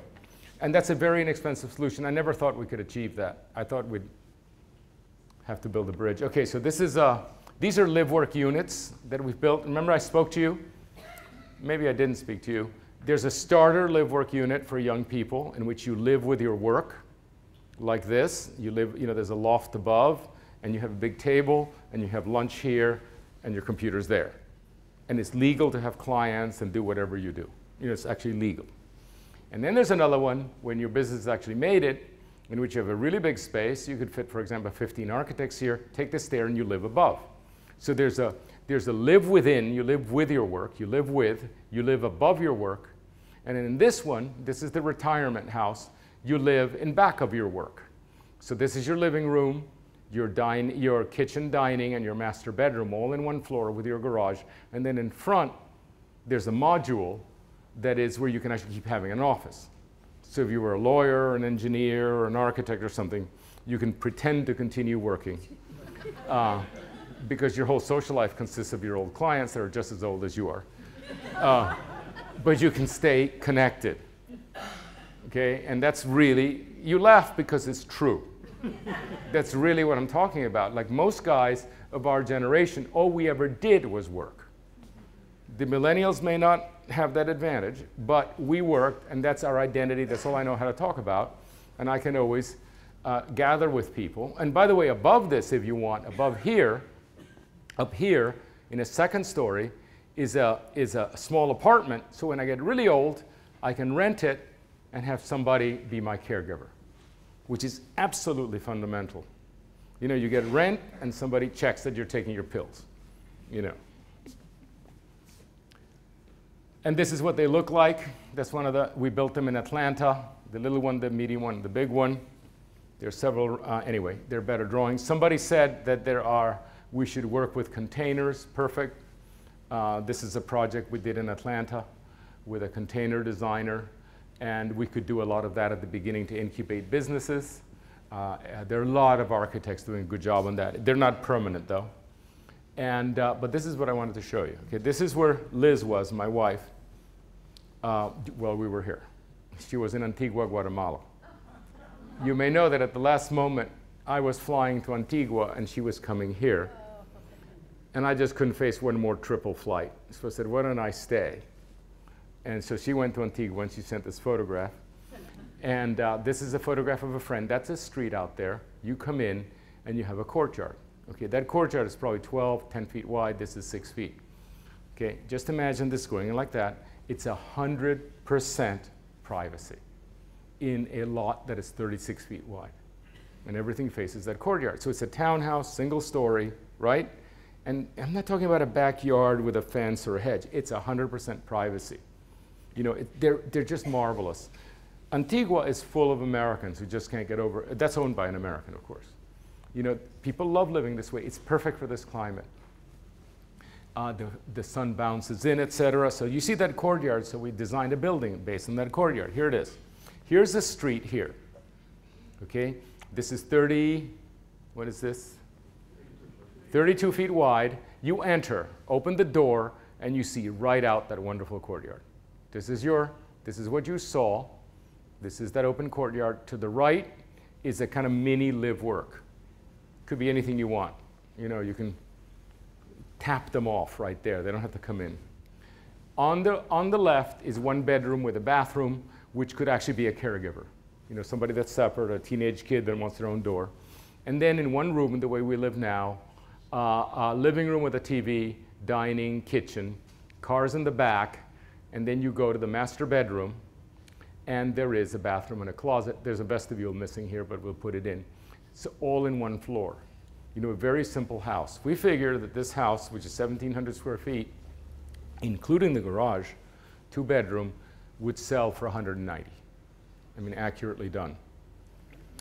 And if you wanted more to do, you wouldn't do this later, you choose. But one of the things of this, giving people real choice, remember I said, what we really want to do is come up with a kit so that you have a whole lot of choice about what you do in the front element, the middle element, and the back element. So you can mix and match. You know what the price is. This one is $37,000, this one's $34,000. You know, it's like choosing a car. I'm buying a BMW, 3 Series body, 2.5 engine, leather, you know. So you rationally go through what you need. For example, you could choose this kit, right? A stair fits right here. This is above. You go up and 2 more bedrooms with a balcony. And then somebody was talking about putting a mother-in-law in there. And I said, oh, yeah, well, we understand. But the mother-in-law doesn't want to share the front door with you. You reverse the stair. You come from the back. And there's a full apartment up there. So that is extremely, that's a real choice. This is the kind of thing, so you can have somebody up there that you can rent to. And this is the future. I think if you begin to read through this about what's happening, is much more complex living arrangements. Not only because the older folk want them, but the younger folk can't afford the whole thing. The younger folk are very collective. That's one of the things you see in the TV shows. They're always together. And there's no housing that delivers that in the suburbs. Now, the lofts of Seattle and the apartments of Brooklyn, of course, but there's nothing here that makes sense. I mean, where do they live? Do you really move into a McMansion? I don't think so. You know, but this I think could make pretty delightful, very attractive, sharing the rent. This is our project I showed you earlier, Alice Beach, and look at Alice Beach right now, built with courtyards. They're all courtyards. This is the street I showed you. This is the big road at the edge. Okay, and what do the courtyards look like? They look like this. You know, a really tiny one. That's 5 years old. You can even have pool. If your weather was better, you could have pools. And this is another courtyard that has a deck in the back, like that. And then this is, anyway, and you have good architects around here. I would recommend that you use pretty conventional stuff, let people design their own houses, use conventional builders, but every 10th building or so get some really good architect to just raise the game. You know, like a visiting musician or a visiting actor, just boom. And they will actually inseminate ideas. They'll bring in ideas, raise the game, so you just don't inbreed. A lot of our communities have excellent architecture because we're always inviting very good architects. Like this is one of the buildings that gave us the idea for that main street that I showed you. You know that drawing of the main street that's temporary with the tall. This is Boland Shewinski Jackson from Seattle. I think they designed the house for all the Microsoft executives. And here's the steel, just like this. Look at it, steel, wood, concrete, because there was some feeling that somehow this was slumming it. It's not slumming it. It's the coolest thing you can buy. This is what people who have all the money in the world want to live in. And one more thing, succession. Spoke about subsidiarity. And succession is you start small, you incubate, you have inexpensive space, and then when the businesses are successful, you decant them into the larger thing. For example, this is the gang mailbox of Seaside. How could we afford a gang mailboxes that look like that? Because we didn't waste it on streets.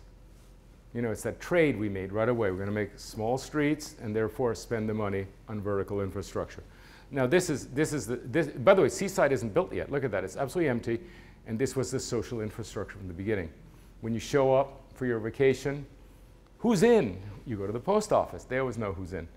And now you have to hire the right person. It has to be a gossip who, you know, extracts and gives information. How long will you be staying? How's your teenage, girlfriend, okay.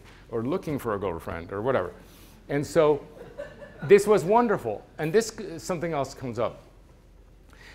At some point, we discuss, and we will discuss more numbers and things, but you have to have a town founder, not a developer. The person has to really like people and assemble a society. Remember the other day I spoke about Brigham Young and how he assembled a society? You know, you need to get the right people to run your market and your corner store and your post office, and then it just works perfectly. You know, it really works, like any well-managed place. This is now the town center at Seaside. Let's see what else there is. This was started because the developer wanted to get married. So we built that, $8,000, and then it incubated into a church later. You know, we incubated services out of that.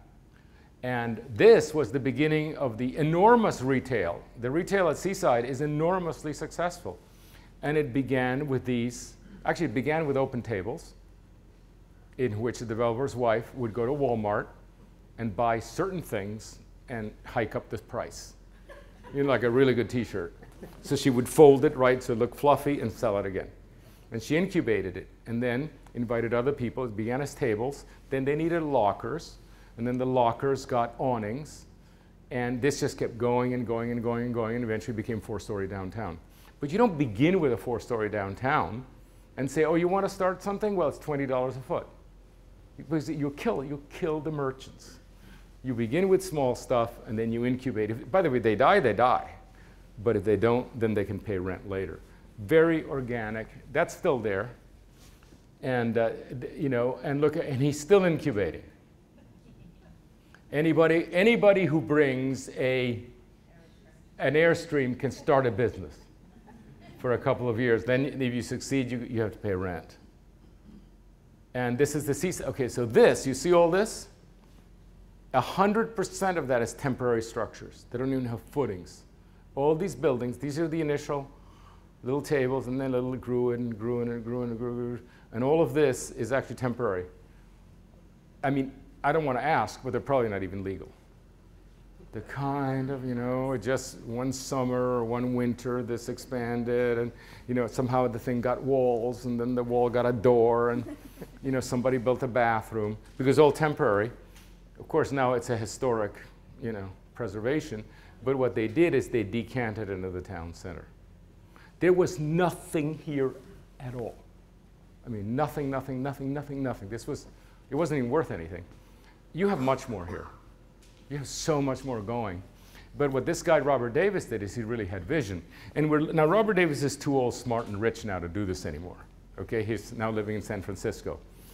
And I've been looking for younger developers who have exactly the same instinct. And there is one. And we designed a town for him 20 years ago, and his name is Kiki Wallace. And he's in Denver. And that's only an hour-and-a-half flight. And I would urge you to actually check this out, because there's a town built in Denver called Prospect, probably 45 minutes from the airport. What? Longmont, in Longmont. And I called him and I said, how'd you like to, he says, I'm almost finished. And I said, do you have another one in you? I think he's 50-something. And so I said, you've got to come and interview here because this is the next one. And the reason I actually thought of Kiki is that it's the same climate. Very similar climate, very similar ethos. It's the West. I mean, I know people in the East Coast and all that, but they're not going to get it. But Kiki gets it. So the second place that I would visit, those of you who make decisions, is go see actually the closest town we have to here, which is only an hour-and-a-half away. And you'll see the town center is probably 60% built. You'll see the sushi restaurants and everything. You'll see all the different architectures. And it's happening. But this was the first one. This was the first of the new urbanist towns laid out in 1980. By the way, this is a big, the square we designed, the central square we designed, is based on this one, super successful. And this is another town next to it called Rosemary Beach. So there are 3 towns that we did right next to each other. I mean, within 15 miles. And then there's some other very good towns by other planners there. So if you go to this place, you get to see 4 new urbanist towns, first rate, within 15 miles. When I said that, yes, most of it is going to be 1 and 2 stories, but the ends may be 4, because it's more valuable and so forth. This is the town center at Rosemary Beach. These are all live-work units, by the way. They're small, they're live-work units, shops below. And whatever, by the way, it's always, what do you want to do above? 1 house, 1 dwelling, 2 dwellings, 3 dwellings? Fine. Whatever you want. Like, who am I to predetermine what it is? The old town centers, the old towns always had that flexibility. And by the way, this one looks particularly good. We're really proud of it. Some people decide to make a courtyard. That's a wine bar, in Rosemary Beach. Oh, this is Seaside, still incubating madly. Plastic furniture. This is another one in Alabama called Hampstead. Now, you might say, well, a little too sophisticated for us. Have you been to rural Alabama? Okay, that's less sophisticated even. There are no PhDs there. And look at what they built. It's a town center of Hampstead. So I want to sort of, raise the game here. Actually, the income level here is much higher, actually, and the education level much higher than here, but they still saw fit to do this. And this is a wonderful town. By the way, these developers are 31 years old. 2 very young people who just got the bug. This is the sales office on top. It's glorious. These are all shops, gyms. That's the gym. It's a wonderful place. And here it is looking down. Really well built. What the hell is this? It's what? Vickery. Okay, this is in Atlanta, rustic Atlanta. Sometimes you can get really good stores and actually put them in. This is a dwelling. This is a shop. This is about an hour northeast of Atlanta. Vickery, what else is it? Do we have any civic buildings, Matt? Okay, this is another. You don't have hills.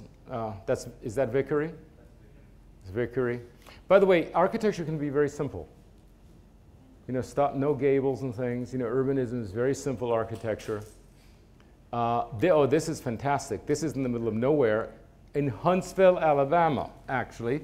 The other set of what? Conway. Really? Okay, this is Conway, Kansas. Arkansas. Yeah, too many towns, too much. Yeah, we built a lot, but okay. I mean, you can do better than that. That's really in the middle of nowhere. And wonderful 4-story town center. And by the way, full of young people. This? Right behind it. Okay, that's the same town. This is right behind it. Okay. This got slipped in because John Anderson is developing here. He's building. It goes right in that gap. Yeah, he's building buildings like this, and these are the houses right behind. Of course, this is a different ethos. You know, this is a place that's always hot. You know, so there are porches that are sociable. Oh, and this is this Kiki Wallace? Yeah.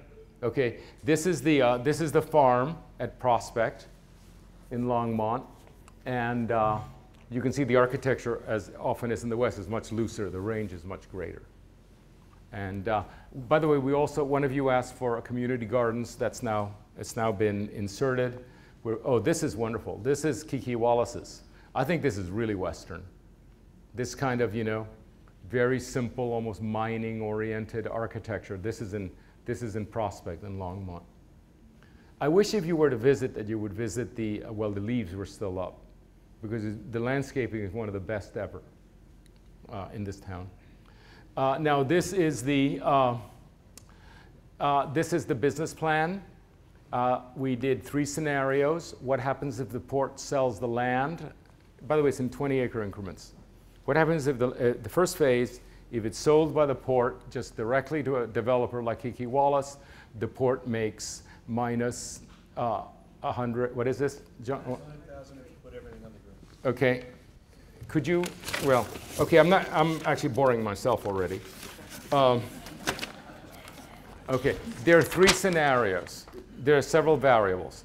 The port, basically, the port sells everything. And the port bought this really well. It was a wonderful move economically, what they paid for it. And they can actually flip it at $100 a square foot and make X. Then there is what happens if you bury, the other variable is if you bury the wires or don't bury the wires. That's another variable. But the other variable is interested is if you bring a developer in, lend them the land, and then share the profit, right? You know, in which you share the profit. First of all, you get your $1 a square foot back, because that is your land, then you share the rest. And the 2 scenarios are, what happens if the developer puts in all the money, the port puts in nothing except the land, and the 3rd scenario is what happens if actually the port provides the loan and can therefore get a bigger cut. And the profit for each of these scenarios is $616 for just selling it. Right? Am I reading this right? Go left. What? Go 1 column left with the alley overhead. Other left. Here. This left, okay. Okay, so this is what happens if it's just sold. This is what the bank makes if it is, if they actually provide the funding, which by the way is like $1.5 million. It's not a lot. And the port does have money in the bank. And this is what happens, this is what the port gets if the developer actually has to put up the $1.5 million himself, gets it from a bank. Better deal by far is to lend the land to the developer for building, lend them the money, get the money back, get the land price back, and then share the profit, half-half. So you get it all back. You get your money, you know, the money's sitting there in the bank. So you get everything back, and it's a pretty good business. What else is in here? What's all this? Well, you do that 20 acres at a time, and then you can recycle it for the next phase. Oh, yes. And by the way, the loans they just keep going back. They keep recycling. By the way, all of these numbers, there's no appreciation. We took the square footage numbers from what's happening out in the suburbs. In other words, this is incomparably more interesting, right, than the stuff out there. We're assuming it's just as boring and interchangeable. So we didn't raise anything. You know, it's always at the same sales price. We were very conservative. If the engineer told us it cost $1.5 million for infrastructure, we put in $2 million. You know, we did everything possible to be conservative.